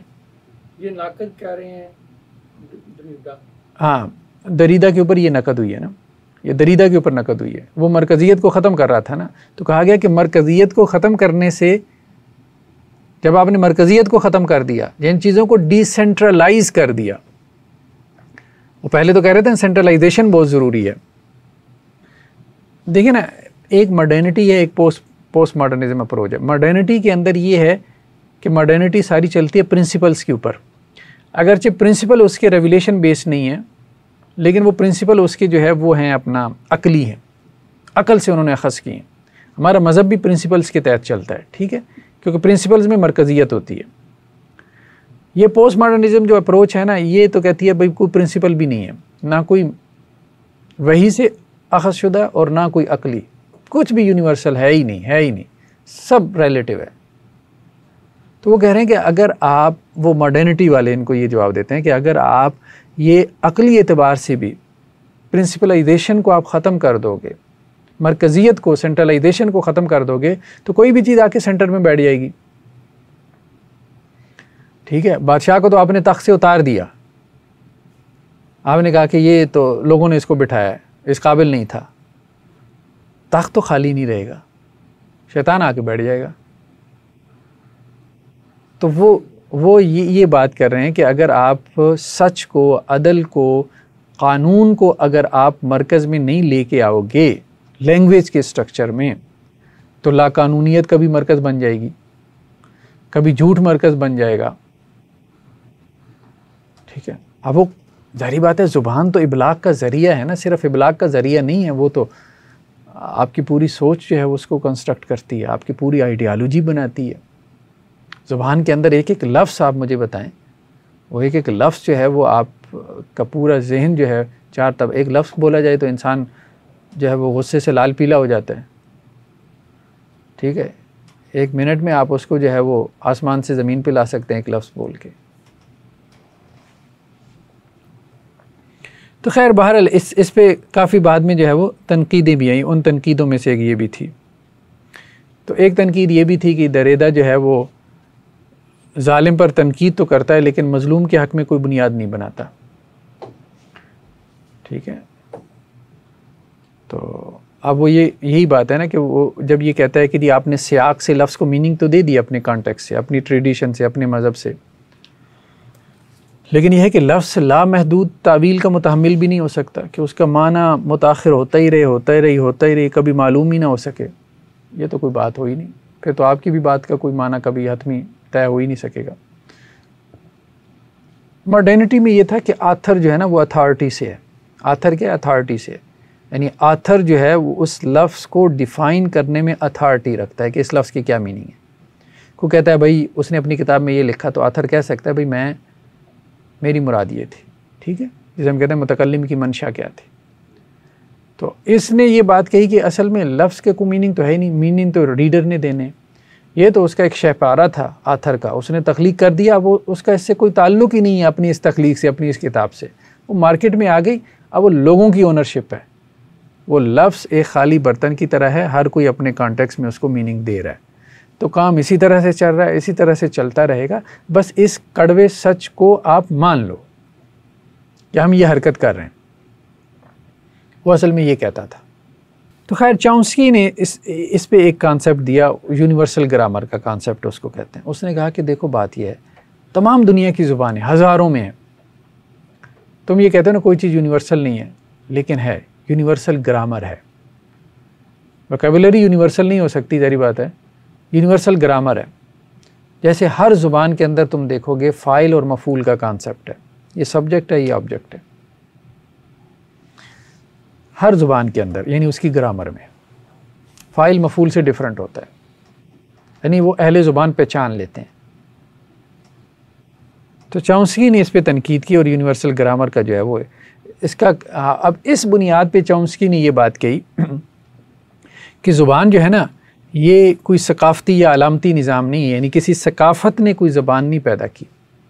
وہ یہ کہتا تھا نا کہ ثقافت کلچر نے پیدا کر دی، آپ کے تمدن نے، جو مذہب سے اور تمہاری روایتوں سے بنا ہوا تھا، ٹھیک ہے، اس نے ایک زبان پیدا کر دی اور اس زبان کے اندر تمہاری ثقافت، مذہب سب کچھ جھلک رہا ہے، یعنی مذہب کا تسلط بھی جھلک رہا ہے، تمہاری ثقافت کا تسلط بھی اس زبان کے اندر جھلک رہا ہے۔ جیسے کوئی ناول نگار جو ہے وہ یا افسانہ نگار افسانہ لکھتا ہے تو بعض اوقات اس کی اپنی شخصیت اس کے اندر جھلکنا شروع ہو جاتی ہے کہ وہ اپنی شخصیت کو، پرسنالٹی کو اس تحریر سے علیحدہ نہیں نہ کر پاتا۔ تو اس نے کہا کہ یہ زبان بنانے والے کیا تھے، وہ سارے اس میں نظر آ رہے ہیں، یہ آئینہ ہے یہ زبان، ٹھیک ہے۔ چامسکی نے یہ بات کہی دریدہ کی اس بات کے جواب میں، اس نے کہا کہ نہیں، بات یہ ہے کہ یہ ثقافت اور علامتی نظام نہیں ہے، یہ جو زبان ہے یہ فطری اور حیاتیاتی نظام ہے، انیٹ بایولوجیکل صلاحیت ہے یہ، یعنی بچہ جو ہے وہ اپنے ساتھ زبان لے کر آتا ہے۔ اتنی پیچیدہ زبان کو جس آسانی سے بچہ سیکھ لیتا ہے بغیر کسی تعلیمی نظام کے، تو یہ ثقافتی چیز نہیں ہے، یہ بایولوجیکل ہے اور انیٹ ہے، یعنی فطری ہے۔ تو گویا کہ چامسکی نے یہ کام کیا نا، اس نے اس کی یونیورسل بنیادیں تلاش کرنے کی کوشش کی ہے نا، جو دریدہ نے اڑائی تھیں، اس نے تو ہر چیز کو ریلیٹیو بنا دیا تھا نا، تو اس نے اس کی گرامر میں یونیورسل بنیادیں تلاش کرنا شروع کی ایک تو، اور اس نے کہا یونیورسل گرامر کا کانسیپٹ ہے، اور دوسرا اس نے یہ بات کہی کہ اپنے زبان جو ہے وہ ہم اپنے ساتھ لے کر آتے ہیں، زبان کا جو بیسک جو ہے نا آپ کہہ لیں سٹرکچر ہے، کہ انسان کے پاس جو ہے وہ محدود جملے ہوتے ہیں جن سے وہ لامحدود جملے بنا لیتا ہے۔ مطلب گرامر جو ہے ہم نے کہیں سے سیکھی نہیں نا، ہم نے اردو کی نہیں سیکھی، انگریزوں نے انگریزی کی نہیں سیکھی، اور اسی طرح سے وہ انہوں نے عربوں نے، لیکن ایک بچہ کس طرح سے محدود ویکیبلری سے وہ لامحدود جو ہے وہ جملے بنا لیتا ہے، ٹھیک ہے، اس کے سٹرکچر کو جو ہے وہ سمجھ کر۔ یہ جو چامسکی ہے وہ اس کو مطلب خدا سے جوڑتے ہیں کہ ایوولوشن کی طرف لے گیا، فطری ہے، وہ کہہ رہے ہیں کہ فطری ہے، ہاں، اس کا سورس پھر کیا کہتے ہیں، کہاں سے ہے؟ انیٹ ہے، مطلب وہ اس کے اندر ہے، پیدائشی طور پر ہے۔ چامسکی کا نقطہ نظر ہمارے مذہبی نقطہ نظر کے قریب ہے۔ اگر ہم مذہبی نقطہ نظر کی طرف جائیں نا تو زیادہ آپ کہہ لیں کہ جو ہمیں نظر آتا ہے لاجیکل ہے، جو وہ ابن تیمیہ کا ہے، مطلب زیادہ لوگ فلسفے کی طرف نہیں گئے، ابن تیمیہ وغیرہ ان کا ایک مزاج تھا نا، تو یہ لوگ مطلب فلسفے کی طرف جب گئے ہیں اس کے رد میں، مناطقہ کے رد میں، تو انہوں نے ہر چیز پہ بحث کر دی، پھر تو زبان کی ساخت کے اوپر بھی انہوں نے بحث کر دی، تو کم ہی علماء ہیں جو مطلب گہری بحثوں میں پڑھتے ہیں۔ تو ابن تیمیہ نے جو تھیری پیش کی تھی نا اس کو تھیری آف سگنیفیکیشن کہتے ہیں، ہمارے اصول فقہ میں اس کو دلالت بھی کہہ دیتے ہیں۔ تو وہ یہ کہتے ہیں کہ معنی جو ہے نا وہ لفظ کے اندر موجود ہوتا ہے، لفظ اور معنی کا تعلق لازم و ملزوم کا ہے، یعنی لفظ جو ہے یہ ظرف ہے معنی کے لیے، معنی ظرف ہے، تو لفظ ظرف ہے، معنی اس کا مظروف ہے، یعنی اس کے اندر ہے، لفظ جو ہے وہ مکان ہے، معنی اس کا مکین ہے۔ تو معنی لفظ کے اندر آلریڈی پہلے سے موجود ہوتا ہے مفرد لفظ کے اندر. دونوں کا تعلق لازم و ملزوم کا ہے, دونوں کو آپ جدا نہیں کر سکتے. تو اس لیے اگر سیکریٹ ٹیکسٹ کی مختلف انٹرپریٹیشن کی گئی ہیں تو اس بیسک اصول کو توڑ کر کی گئی ہیں. یعنی جس نے اس لفظ کی انٹرپریٹیشن کر دی بغیر اس کے لغوی معنی کی رعایت رکھتے ہوئے, جو لغت میں اس لفظ کا معنی تھا, ٹھیک ہے, جو آلریڈی پہلے سے چلا آ رہا تھا, تو اس نے پہلے اس کو مائنس کیا نا, پھر وہ تعویلی معنی کی طرف گیا, تو یہ اس نے غلط کیا. جیسے صفات کی بحثوں میں یہ بات آئی نا, صفات کی بحثوں میں, اب وہاں جتنے بھی تعویل کرنے والے ہیں سب نے اس کے لغوی میننگ کا پہلے انکار کیا ہے. تو وہ یہ کہتے ہیں کہ لفظ کے میننگ ہوتے ہیں آلریڈی ہوتے ہیں, پہلے سے موجود ہوتے ہیں, لفظ کے اندر ہوتے ہیں, باہر سے ڈالنے کی ضرورت نہیں ہے. ہاں کچھ لوگ جو ہے وہ ان میننگ کو نکال کے لفظ کو کچھ اور لباس معنی کے پہنانا چاہتے ہیں, یہ تعویل والے کہلاتے ہیں. تو زبان جو ہے ابن تیمیہ کہتے ہیں انسان کی ایجاد نہیں ہے بلکہ یہ اللہ کی عطا ہے. علمہ البیان, اللہ نے انسان کو وعلم آدم الاسماء, ٹھیک ہے. تو زبان انسان نے خود سیکھی ہے, ایک نقطہ نظر تو یہ, اور ایک یہ ہے کہ یہ گاڈ گفٹڈ ہے. انسان یہ زبان اپنے ساتھ لے کر آیا, آدم علیہ السلام لے کر آئے تھے. وعلم آدم الاسماء علمہ البیان, اللہ نے انسان کو زبان سکھائی. تو انسان میں فطری طور پر زبان سیکھنے اور بولنے کی صلاحیت جو ہے وہ موجود ہوتی ہے. تو یہاں تک تو بات وہی ہے جو چومسکی نے بھی کہی ہے. تو زبان کا مقصد کیا ہے, وہ تو دریدہ نے تو کہا تھا نا, تسلط اور غلبہ اور طاقت, ٹھیک ہے. اور وہ یہ کہتے تھے کہ جی آپ مرکز کو تلاش کریں, سوسر والے. تو ہمارے ہاں کیا ہے, حق بات کو, سچ کو پا لینا, ہدایت کو پا لینا, یہ زبان کا مقصد ہے, ٹھیک ہے. زبان کا مقصد صرف اظہار بیان نہیں ہے یا کوئی کھیل تماشا نہیں ہے. وما ارسلنا من رسول الا بلسان قومی, کہ کوئی بھی رسول ہم نے نہیں بھیجا مگر, باقی لفظ کے قطعی میننگ ہوتے ہیں, ہاں تبیان لکل شیء قرآن کے بارے میں آتا ہے. تو لفظ کے معنی اکثر و بیشتر قطعی ہی ہوتے ہیں نصوص میں. جی ہاں ہاں, اللہ تعالیٰ نے ہر چیز کو واضح کر دیا نا, تو ہر چیز میں ہر چیز ہی آ جاتی ہے, ٹھیک ہے, ہر چیز آ جاتی ہے. تو اکثر و بیشتر سیکریٹ ٹیکسٹ کے اندر لفظ کے جو میننگ ہیں وہ فائنل اور حتمی ہوتے ہیں, کمپلیٹ فائنل ہوتے ہیں, ٹھیک ہے. بعض مقامات پہ جو اختلاف ہو جاتا ہے وہ اسی وجہ سے کہ جو اس کے وہ فائنل اور کمپلیٹ میننگ ہیں لوگ اس سے اختلاف کرتے ہیں, جو لغت میں ہے مثال کے طور پہ, جس کی مثالیں ہم نے ابھی کچھ ڈسکس کی. اور بعض اوقات یہ بھی ہو سکتا ہے کہ لفظ کے میننگ جو ہے نا وہ, جیسے قرآن کہتا ہے کہ متشابہات بھی ہیں, وَأُخَرُ کچھ دوسری ایسی بھی آیات ہیں کہ جو متشابہات ہیں, تو کچھ محکم ہیں, اکثر و بیشتر محکم ہی ہیں. محکم کا مطلب یہی ہے کہ اس کی میننگ کمپلیٹ ہے, فائنل ہے, ایبسلیوٹ ہے. تو قرآن کی اکثر و بیشتر آیات ایسی ہیں. اس میں اگر کسی نے اختلاف کیا تو وہ دریدہ والی بات ہی ہے, سیدھی سی بات ہے. کچھ جگہ پہ متشابہات ہیں تو وہاں اختلاف ہو سکتا ہے, یا وہاں چپ بہتر ہے. تو قرآن میں معنی کی قطعیت موجود ہے, کہنے کی بات یہ ہے, ٹھیک ہے. لیکن قرآن میں معنی کی قطعیت کس طرح سے پیدا ہوتی ہے؟ ایک تو قرآن کے خود کے کانٹیکسٹ سے, دوسرا سنت سے, اور تیسرا اجماع سے, یعنی امت نے اس کو کس طرح سے سمجھا. نیکسٹ جو ہماری بحث ہے منطق میں وہ ہے تناقض کی بحث. تناقض جسے آپ کنٹرڈکشن بھی کہہ دیتے ہیں.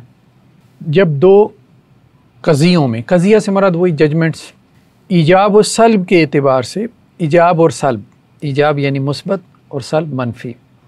تو جب دو قضیوں میں ایجاب و سلب کے اعتبار سے انفصال حقیقی انادی ہو, یہ ہم نے پیچھے پڑھا ہے, انفصال منفصلہ, حقیقی بھی ہو اور انادی بھی ہو, ٹھیک ہے. تو ان میں سے ہر ایک قضیے کو دوسرے کا نقیض کہتے ہیں, اور ان دونوں کے مابین نسبت کو تناقض کہتے ہیں. تو انفصال حقیقی انادی سے مراد یہ ہے کہ دونوں میں صدق و کذب کے اعتبار سے ذاتی منافات ہو. ٹھیک ہے، حقیقی اور انادی. صدق و کذب کے اعتبار سے ذاتی منافات ہو، ذات کے اعتبار سے وہ ایک دوسرے کے خلاف ہو. صدق و کذب کے پرسپیکٹو میں ایک صادق اور دوسرا کاذب ہو. تناقض کب ہوگا؟ دو قضایا میں تناقض کب ہوگا؟ جب ایک صادق ہے دوسرا جھوٹا ہے، ایک سچا ہے دوسرا جھوٹا ہے، ایک قضیہ درست ہے دوسرا غلط ہے، تبھی تناقض ہوگا نا. اگر دونوں درست ہیں تناقض ہوگا، دونوں غلط ہیں تناقض ہوگا نہیں ہوگا. ایک درست ہے دوسرا غلط ہے پھر تناقض ہوگا نا. تو یہ بات کر رہے ہیں، اس کو کہتے ہیں انفصال حقیقی انادی، کہ صدق و کذب کے اعتبار سے ان میں ذاتی منافات ہو. ٹھیک ہے، یعنی دونوں ایک ساتھ نہ تو صادق ہوں اور نہ ہی کاذب ہوں. جب دونوں ایک ساتھ صادق ہوں گے، دونوں قضایا ایک ساتھ سچے ہوں گے تو تناقض نہیں ہوگا. دونوں ایک ساتھ جھوٹے ہوں گے تو تناقض نہیں ہوگا. ہم مثالوں میں دیکھتے ہیں نا، تناقض تبھی ہوتا ہے جب ان میں سے ایک قضیہ صادق ہو اور دوسرا کاذب ہو.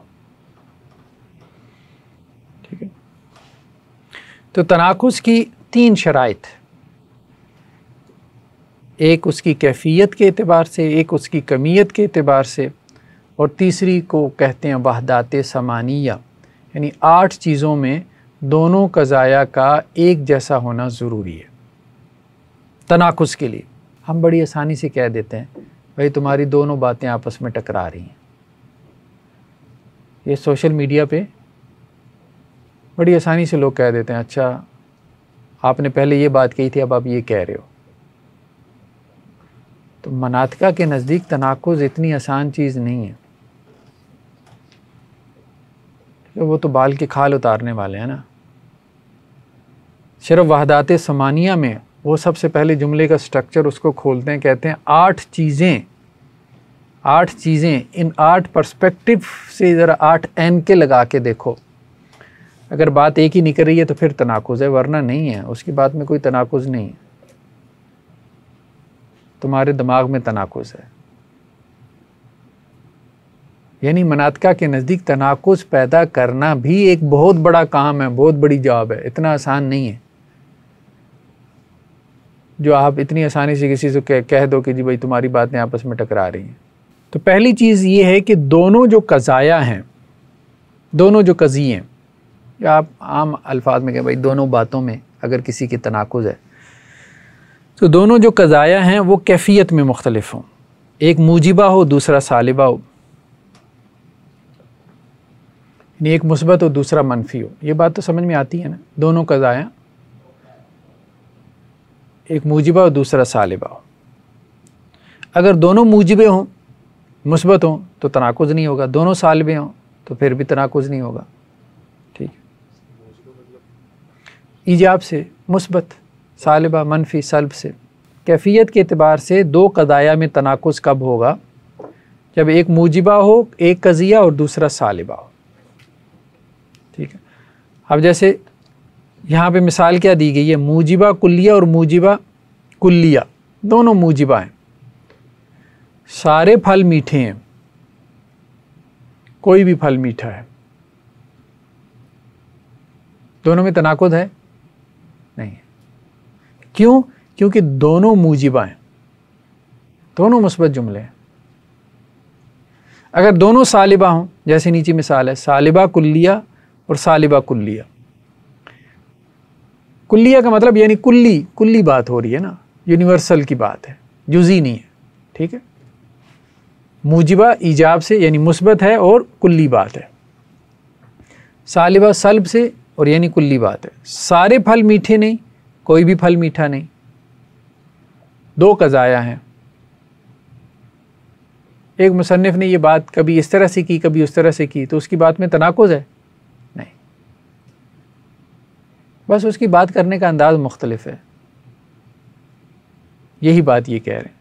تناقض کب بنے گا؟ مثال کے طور پہ تناقض تب بنے گا کہ جب یہ ایک موجبہ ہو اور دوسرا کیا ہو؟ سالبہ ہو. مثال کے طور پہ موجبہ کلیہ اور سالبہ کلیہ. پہلے ہم نے مثال پڑھی دونوں موجبہ ہیں یا دونوں سالبہ ہیں تو تناقض نہیں ہے. اگر ایک قضیہ موجبہ ہے, دوسرا سالبہ ہے. مثال کے طور پہ سارے پھل میٹھے ہیں, کوئی پھل میٹھا نہیں. اب اس میں تناقض ہے, اس میں تناقض ہے. سارے پھل میٹھے ہیں, کوئی پھل میٹھا نہیں, اس بات میں تناقض ہے دونوں قضایا میں. دوسری شرط کیا ہے؟ دوسری شرط ہے کمیت. ایک ہے کیفیت, کیفیت سے مراد اس کا ایجاب و سلب, مثبت اور منفی ہونا. کمیت یعنی کیفیت کوالٹی ہے, کمیت کوانٹٹی. تو مناطقہ کے ہاں کوانٹٹی میں کلی جزئی کی بحث ہوتی ہے, یونیورسل اور پارٹیکولر کی. تو دوسرا کیا ہے کہ دونوں کلیت اور جزئیت میں مختلف ہوں. ایک کلیہ ہو یعنی ایک قضیہ کلیہ ہو اور دوسرا جزیہ ہو, کیونکہ دونوں اگر کلیہ ہوں گے تو پھر بھی تناقض نہیں ہوگا, دونوں جزیہ ہوں گے پھر بھی تناقض نہیں ہوگا. موجبہ جزیہ اور سالبہ جزیہ. بعض پھل میٹھے ہیں, بعض پھل میٹھے نہیں, اس میں تناقض ہے.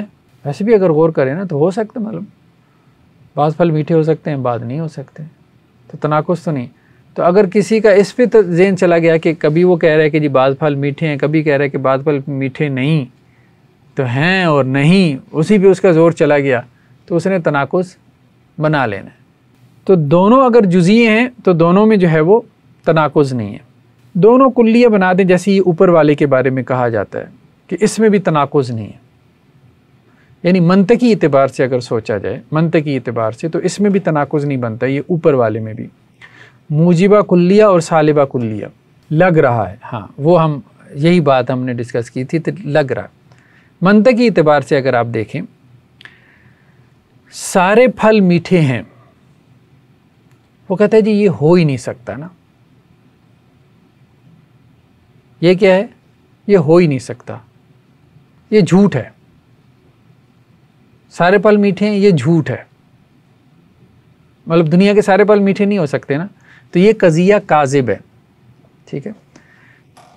کوئی پھل میٹھا نہیں, یہ قضیہ بھی کیا ہے, جھوٹا ہے. کوئی تو پھل میٹھا ہوگا دنیا میں, یہ بھی قضیہ کاذب ہے.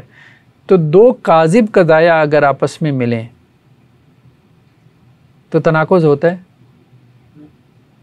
نہیں ہوتا. منطقیوں کے نزدیک نہیں ہے نا. تناقض کب ہوتا ہے؟ جب ایک قضیہ صادق ہو اور ایک کاذب ہو. ہاں پھر ہو سکتا ہے نا. وہ تو ہم نے پہلے بات کی ہے نا کہ اگر اس اعتبار سے بات کریں کہ سامنے پڑے ہیں آپ کے, کوئی کسی دعوت پہ آپ ہیں, ہاں وہاں جو پھل موجود ہیں آپ ان کی بات کر رہے ہیں, ٹھیک ہے, کہ سارے پھل میٹھے ہیں, تو وہ اور بات ہو سکتی ہے, یعنی ایک پرٹیکولر کیس میں بات ہو سکتی ہے. لیکن اگر آپ اس کو ساری دنیا کے پھل کی طرف لے کے جائیں تو پھر ان کی وہ اس مثال کو اس طرف لے کے جاتے ہیں کہ وہ یہ کہتے ہیں کہ جی دونوں کلیے ہوں تو پھر بھی مطلب تناقض نہیں ہوتا, اور دونوں جزئی ہوں تو پھر بھی تناقض نہیں ہوتا. ٹھیک ہے. اس لیے کہ دونوں کلیے ہوں تو دونوں قضایا کاذب ہیں. جب دونوں کاذب ہیں تو ان میں تناقض نہیں, اور دونوں جزئی ہیں تو دونوں قضایا کیا ہیں, صادق ہیں. جب دونوں سچے ہیں تو ان میں تناقض نہیں ہے. تناقض تب ہوگا جب ایک قضیہ صادق ہو اور ایک کاذب ہو. تیسری کیا چیز ہے؟ وحدات ثمانیہ, یعنی 8 چیزوں میں وحدت ضروری ہے. 8 چیزوں میں تناقض ہونے کے لیے, تناقض کے لیے 8 چیزوں میں وحدت ضروری ہے. یعنی ایک ہونا, موضوع ایک ہو اور محمول ایک ہو. سب سے پہلی چیز یہ ہے کہ موضوع ایک ہو. اگر موضوع بدل جائے تو تناقض نہیں ہے. مثال کے طور پہ ایک قضیے میں ہے زید کھڑا ہے, دوسرے میں کیا ہے, عمر کھڑا نہیں. تناقض ہے؟ نہیں ہے. کیوں؟ کیونکہ موضوع بدل گیا, سبجیکٹ بدل گیا. دوسرا کیا ہے کہ محمول ایک ہو. اگر محمول بدل جائے تو پھر بھی تناقض نہیں ہے. زید کھڑا ہے, زید بیٹھا نہیں, تناقض ہے؟ نہیں, کیونکہ محمول بدل گیا ہے نا, خبر بدل گئی ہے. تو محمول کا ایک ہونا بھی ضروری ہے تناقض کے لیے. موضوع ایک ہو, محمول ایک ہو. زید کھڑا ہے, زید کھڑا نہیں ہے. اب اس میں موضوع بھی ایک ہے, محمول بھی ایک ہے. لیکن صرف یہ 2 چیزیں نہیں, 6 اور بھی وہ ڈالتے ہیں. مکان ایک ہو, زید بازار میں کھڑا ہے, زید گھر میں کھڑا نہیں. تناقض ہے؟ نہیں, مکان بدل گیا. زمان ایک ہو, زید دن میں کھڑا ہے، زید رات میں کھڑا نہیں، اس میں بھی تناقض نہیں. تو زمانی اعتبار سے ایک ہو، شرط ایک ہو. زید کی انگلیاں ہلتی ہیں اگر وہ لکھے، ساری بات ہے، لکھے گا انگلیاں ہلیں گی. زید کی انگلیاں نہیں ہلتی اگر وہ نہ لکھے. ٹھیک ہے، تناقض ہے نہیں. ٹھیک ہے، تو شرط ایک ہونی چاہیے. ایک میں شرط کیا ہے؟ اگر وہ لکھے. دوسرے میں شرط کیا ہے؟ اگر دوسرے میں شرط یہ ڈال دیں اگر وہ لکھے، پھر تناقض ہوگا. پھر اب چونکہ شرط سیم نہیں ہے تو اس لیے تناقض نہیں. چھٹی کیا ہے؟ اضافت ایک ہو. زید عمر کا باپ ہے، زید بکر کا باپ نہیں. ٹھیک ہے، ہو سکتا ہے. نیکسٹ کیا ہے؟ جز اور کل کے اعتبار سے دونوں قضایا جو ہے ان میں جز کی بحث ہو رہی ہے یا کل کی بحث ہو رہی ہے. حبشی کالا ہے، حبشی کالا نہیں ہے. پہلی جگہ حبشی سے مراد جو ہے وہ اس کا پورا وجود ہے، اور دوسری جگہ حبشی سے مراد اس کے دانت ہے. تناقض ہوگا نہیں. مطلب وہ یہ سمجھانے کے لیے نا بریکٹ لگانے سے کہ حبشی سے ایک جگہ مراد حبشی پورے کا پورا لیا گیا. بعض اوقات کل بول کے جز بھی تو مراد ہوتا ہے نا. یہ آپ نے بلاغت میں پڑھا تھا نا، کل بول کے جز مراد ہوتا ہے. یجعلون اصابعهم فی آذانہم، وہ اپنی انگلیاں اپنے کانوں میں ڈال لیتے ہیں. تو یہاں انگلی سے مراد کیا ہے؟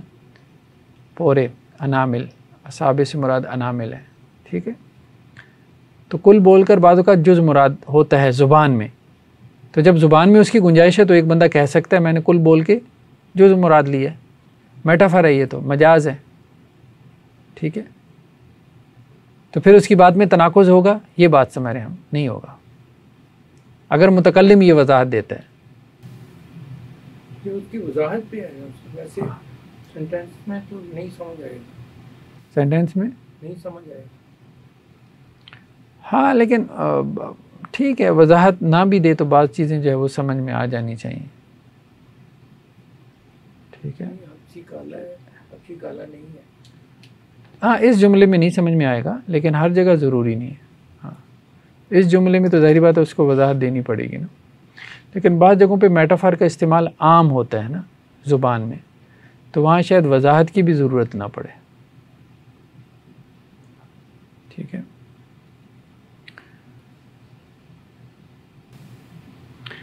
مثال کے طور پہ جیسے اب آپ کہتے ہیں نا کسی کو یار یہ چھری پکڑانا، ٹھیک ہے، تو اب اس سے مراد جو ہے وہ پوری چھری ہے، تو اس نے اس کو جو ہے وہ چھری مار دی. تو اب اس سے مراد کیا ہے؟ چھری کا جو ہے وہ پھل ہے، تیز دھار جو آلہ ہے وہ ہے نا. یہ تو نہیں وہ پیچھے سے جو اس کی لکڑی والا جو وہ مار دیا، وہ تو کوئی بھی مراد نہیں نہ لیتا چھری مارنے سے. نیکسٹ کیا ہے؟ قوت اور فعل کے اعتبار سے، یعنی ایک چیز بالقوہ ہو پوٹینشلی اور ایک بالفعل ہو. بالقوہ ہونے سے مراد یہ ہے کہ اس کے اندر اس چیز کی پوٹینشل ہے، ابھی ایکچولائز نہیں ہوئی. بالفعل سے مراد یہ ہے کہ وہ ایکچولائز ہو گئی ہے. ایک بندہ بول سکتا ہے لیکن بول نہیں رہا، یہ بالقوہ ہے. اور ایک بالفعل بول بھی رہا ہے تو یہ بالفعل ہے. نبیذ نشہ آور ہے، نبیذ نشہ آور نہیں ہے. نبیذ کسے کہتے ہیں؟ کھجوریں جو ہے وہ پانی میں بھگو کے رکھ دیتے ہیں، صبح کو رکھیں شام کو شربت بن گیا پی لیا، شام کو رکھیں صبح شربت بن گیا پی لیا. تو نبیذ نشہ آور ہے، یعنی بالقوہ، کیونکہ کہا جاتا ہے کہ 3 دن تک اگر وہ پڑی رہے تو اس میں نشہ آ جاتا ہے. تو نبیذ بالقوہ نشہ آور ہے، اور نبیذ نشہ آور نہیں ہے یعنی بالفعل ابھی نہیں ہے. ٹھیک ہے، تو اگر کسی نے کہا کسی وقت میں اس نے کہا کہ نبیذ نشہ آور ہے، کسی وقت میں اس نے کہا نبیذ نشہ آور نہیں ہے، تو اگر ایک مرتبہ اس کی مراد بالقوہ تھی، دوسری مرتبہ بالفعل تھی، ٹھیک ہے، اس کی باتوں میں تناقض نہیں. تو منطقی کہتے ہیں تناقض ڈھونڈنا اتنا آسان کام نہیں ہے. تو ان 8 چیزوں کا دھیان رکھنا پڑے گا آپ کو تنقید کرنے کے لیے. نیکسٹ کیا ہے؟ محصورات اربعہ. محصورات اربعہ ہم نے پہلے پڑھے ہیں، تو اس میں تناقض کی بحث.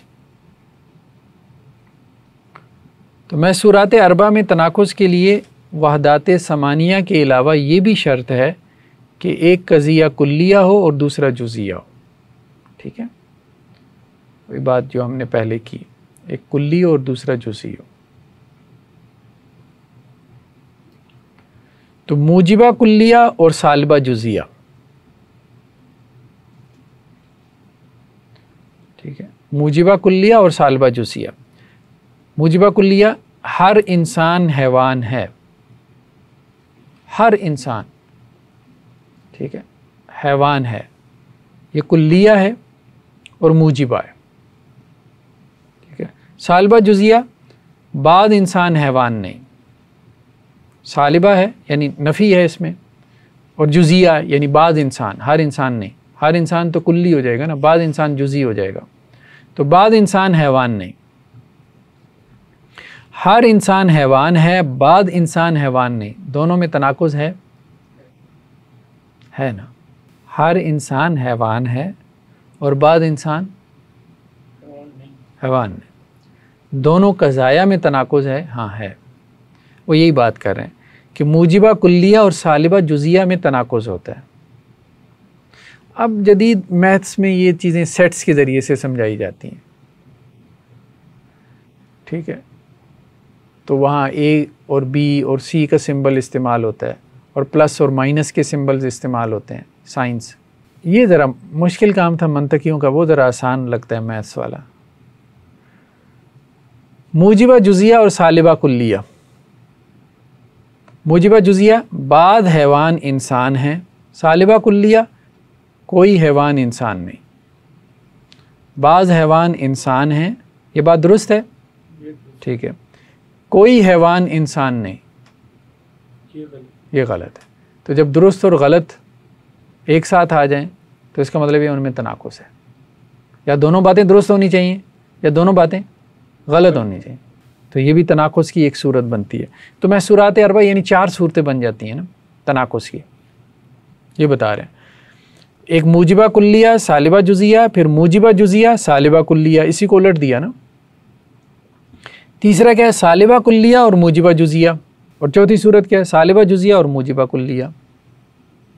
ان کو محصورات اربعہ کہتے ہیں. یعنی 2 قضایا میں ایجاب السلب اور کلیت اور جزیت کے اعتبار سے 4 ممکنہ صورتیں. تو کوئی حیوان گھوڑا نہیں، بعض حیوان گھوڑا ہے. کوئی حیوان گھوڑا نہیں، غلط ہے. بعض حیوان گھوڑا ہے، تو دونوں میں تناقض ہے. کوئی حیوان گھوڑا نہیں، یہ سالبہ کلیہ ہے. بعض حیوان گھوڑا ہے، یہ موجبہ جزیہ. ٹھیک ہے. بعض حیوان گھوڑا نہیں، یہ سالبہ جزیہ. ٹھیک ہے. اور ہر حیوان گھوڑا ہے، یہ موجبہ کلیہ. تو بعض حیوان گھوڑا نہیں، یہ صادق ہے کاذب ہے. بعض حیوان گھوڑا نہیں، بعض حیوان گھوڑا نہیں ہو سکتا، صادق ہے. ہر حیوان گھوڑا ہے، یہ کاذب ہے. تو صادق اور کاذب 2 قضایا آپس میں کنٹراڈکٹ کریں گے. تو قضایا میں ایک قضیہ ہے، پھر دوسرا قضیہ ہے. دونوں صادق ہیں تو کوئی کنٹراڈکشن نہیں، دونوں کاذب ہیں تو کوئی کنٹراڈکشن نہیں. ایک صادق ہے دوسرا کاذب ہے تو کنٹراڈکشن ہے. بیسیکلی تناقض کا پرنسپل یہ ہے. یعنی کسی کی باتوں میں تناقض ڈھونڈنے کے لیے منطقی کہتا ہے یار غور سے ڈھونڈنا، بعد میں وہ کوئی توجیہ نہ پیش کر دے تمہیں، شرمندگی نہ ہو. ہاں تمہیں شرمندگی نہ ہو. عکس مستوی.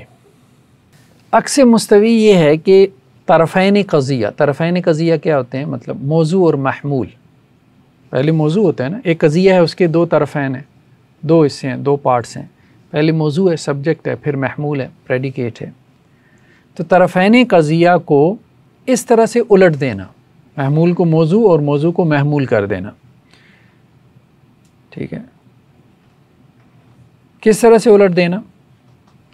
کہ صدق اور کیف ان کا باقی رہے.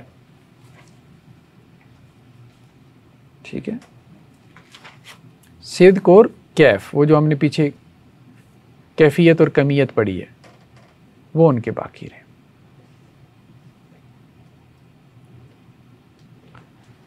مثال کے طور پہ ہر انسان حیوان ہے، یہ ایک قضیہ ہے. اس کو جب ہم الٹ کریں گے اس کا عکس مستوی کیا ہوگا کہ بعض حیوان انسان ہے.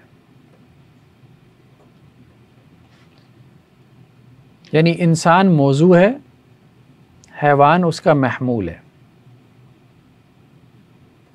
اصل میں جب آپ نے اس کا عکس پیش کیا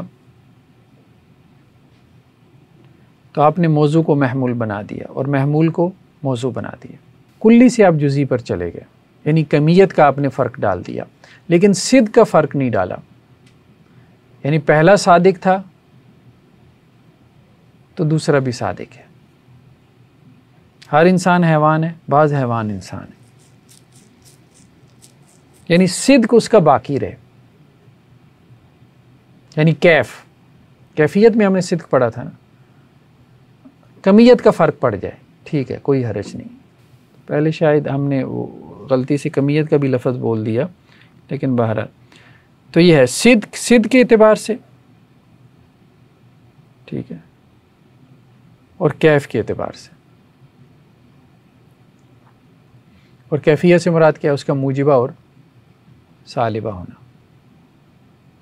طرفین قضیہ کیا ہے؟ موضوع اور محمول ہونا. ہاں، تو آسان الفاظ میں ہم یہ کہہ رہے ہیں کہ کسی قضیے کے اول جز کو دوسرا جز اور دوسرے جز کو اول جز بنا دینا، یعنی اس کو الٹ دینا ٹھیک ہے. تو پہلا قضیہ اصل کہلاتا ہے اور دوسرا اس کا عکس یا اس کو معکوس کہتے ہیں، یا عکس مستوی یا عکس مستقیم بھی کہہ دیتے ہیں. اس کی مثالیں اور میں دیکھتا ہوں آگے کہیں ہوں گی. ہاں، یہ انہوں نے محصورات اربع کا عکس مستوی نکالا ہے. محصورات اربع ابھی ہم نے پڑھے ہیں نا، ان کا عکس مستوی نکالا ہے ٹھیک ہے. اصل موجبہ کلیہ، ہر انسان حیوان ہے، موجبہ کلیہ. اس کا عکس کیا ہوگا؟ موجبہ جزئیہ، بعض حیوان انسان ہے. موضوع کو محمول کو موضوع بنا دینا ہے، اور اس اصل قضیے کی صدق کو باقی رکھتے ہوئے اور اس کی کیف کو بھی. کیف سے مراد اس کا ایجاب و سلب. ہاں، پازیٹیو ہے تو یہ بھی پازیٹیو ہو، عکس بھی پازیٹیو ہو، اور نیگیٹو ہے تو یہ بھی نیگیٹو ہو ٹھیک ہے. اصل ہے موجبہ جزیہ، بعض حیوان انسان ہے. اس کا عکس کیا بنے گا؟ موجبہ جزیہ. بعض حیوان انسان ہے، بعض انسان حیوان ہے. تو حیوان کو آپ نے انسان کی جگہ اور انسان کو حیوان کی جگہ لے آئے. لیکن جو عکس بنا اس میں وہ صرف قائم نہیں رہا، اس میں وہ صرف قائم نہیں رہا. کس میں؟ کہ بعض انسان حیوان. تو بعض انسان حیوان ہے نا، مناطقہ کے نزدیک حیوان ناطق. ہر انسان حیوان ہے، ہر انسان حیوان. نہیں، بعض بھی تو ہے ہی ہے. اچھا، اگر ہر ہے تو بعض بھی تو ہے ہی ہے. تو موجبہ کلیہ کا عکس جو ہے وہ موجبہ جزیہ ہے، اور موجبہ جزیہ کا عکس موجبہ جزیہ ہے ٹھیک ہے. اور سالبہ کلیہ کا عکس سالبہ کلیہ ہے.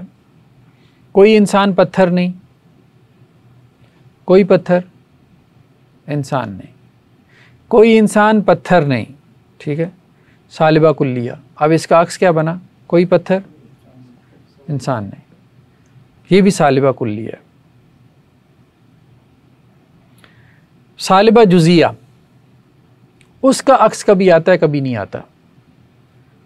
بعض انسان سفید نہیں، بعض سفید انسان نہیں. عکس آ گیا نا اس کا، بعض انسان سفید نہیں اور بعض سفید انسان نہیں ٹھیک ہے. بعض حیوان انسان نہیں اور بعض انسان حیوان نہیں. بعض حیوان انسان نہیں ہے ٹھیک ہے، جیسے گھوڑا وغیرہ. اور بعض انسان حیوان نہیں، یہ ٹھیک ہے؟ نہیں، تو اس کا عکس نہیں آ رہا. تو کبھی جو ہے وہ ثالبہ جزیہ کا عکس آ جاتا ہے ہاں، اور کبھی نہیں. تو محصورات اربع میں وہ یہ کہہ رہے ہیں کہ موجبہ کلیہ جو ہے اس کا عکس موجبہ جزیہ آتا ہے، موجبہ جزیہ کا عکس موجبہ جزیہ آتا ہے، ثالبہ کلیہ کا عکس ثالبہ کلیہ آتا ہے، ٹھیک ہے، اور ثالبہ جزیہ کا عکس کبھی آتا ہے کبھی نہیں آتا. سفید انسان یہ کانسیپٹ تو کچھ بھی نہیں سینٹینس کریٹ کر رہا. کیا بعض سفید انسان نہیں، ہاں، اس کا کانسیپٹ کیا جنریٹ مطلب یہ کہ تو پھر بھی کو بنتا ہے. مطلب بعض سفید سے مراد یہ ہے کہ وائٹ چیزیں، وائٹ. ریلیونس تو کوئی نہیں بن رہی نا، باقیوں کی تو پھر کوئی ریلیونس بنتی ہے. جیسے ہم نے نو جنس پڑھا، ہاں ہاں، اس کے اندر سفید کو آپ انسان کے ساتھ کیا ریلیونس ہے؟ مطلب اس کے کلر کی بات ہو رہی ہے، کلر کے اعتبار سے بات ہو رہی ہے. آپ کالا کر لیں کلر کے اعتبار سے، یعنی بعض کالی چیزیں جو ہے مثال کے طور پہ، بعض انسان سفید نہیں، یعنی سفید کلر کے نہیں، وائٹ نہیں ہے، یعنی کالے ہیں، حبشی ہیں، نیگرو ہیں، ٹھیک ہے. اور بعض سفید یعنی بعض سفید چیزیں، بعض سفید چیزیں انسان نہیں، ٹھیک ہے. آپ اس کی جگہ دودھ رکھ لیں، ٹھیک ہے، برف رکھ لیں. بعض سفید برف نہیں ہے، برف تو سفید ہی ہوتی ہے لیکن سفیدی صرف برف میں نہیں پائی جاتی، برف کے علاوہ بھی ہے، اور چیزوں میں بھی ہے. یہ بات ہو رہی ہے. عکس نقیض تو اصطلاح میں کسی قضیے کے صدق یعنی سچا اور جھوٹا ہونے، ٹھیک ہے، یہی بات ہم نے کہی تھی، اور کیف یعنی ایجاب و سلب کو باقی رکھتے ہوئے طرفین قضیہ یعنی موضوع و محمول کی نقیض کو اس طرح سے الٹ دینا کہ محمول کی نقیض کو موضوع کی نقیض اور موضوع کی نقیض کو محمول کی نقیض بنا دینا. اس کو مثال سے سمجھیں. ہر انسان حیوان ہے، ٹھیک ہے. ابھی تک ہم نے عکس پڑھا ہے. عکس میں کیا ہوتا ہے؟ موضوع کی جگہ محمول، محمول کی جگہ موضوع لے آنا. عکس نقیض کیا ہے؟ کہ موضوع کی جگہ صرف محمول نہیں، محمول کی نقیض لے کر آنا، اور محمول کی جگہ موضوع نہیں، موضوع کی نقیض لے کر آنا. ہر انسان حیوان ہے، یہ اصل ہے. تو عکس میں کیا تھا کہ حیوان انسان کی جگہ اور انسان حیوان کی جگہ آ جاتا تھا، ٹھیک ہے. تو اب آپ کیا عکس نقیض میں آپ دیکھ رہے ہیں کیا کہہ رہے ہیں وہ؟ ہر لا حیوان، حیوان کی نقیض لا حیوان، یعنی محمول کی نقیض کو موضوع کی جگہ لے آنا اور موضوع کی نقیض کو محمول کی جگہ لے آنا. یعنی انسان کی نقیض کیا ہے؟ لا انسان. ہر لا حیوان لا انسان ہے، ٹھیک ہے. اصل کیا ہے؟ ہر متدین مومن ہے، دیندار. ہر متدین مومن ہے. عکس نقیض کیا ہوگا؟ ہر غیر مومن غیر متدین ہے. جو مومن نہیں ہے وہ متدین نہیں ہے، جیسے ہم آسان الفاظ میں یہ کہتے ہیں، ٹھیک ہے. یہ ذرا آسان الفاظ میں یہ بھی سمجھا دیں. لا انسان، ہاں، لا حیوان، جو حیوان نہیں ہے وہ انسان نہیں ہے. لا حیوان لا انسان کا مطلب یہ ہے جو حیوان نہیں ہے وہ انسان نہیں ہے. جو انسان ہے، پہلے جملے کا کیا مطلب ہے؟ جو انسان ہے وہ حیوان ہے. آسان الفاظ میں ہر انسان حیوان ہے، جو انسان ہے وہ حیوان ہے. دوسرے جملے کا مطلب کیا ہے؟ وہ انسان نہیں ہے.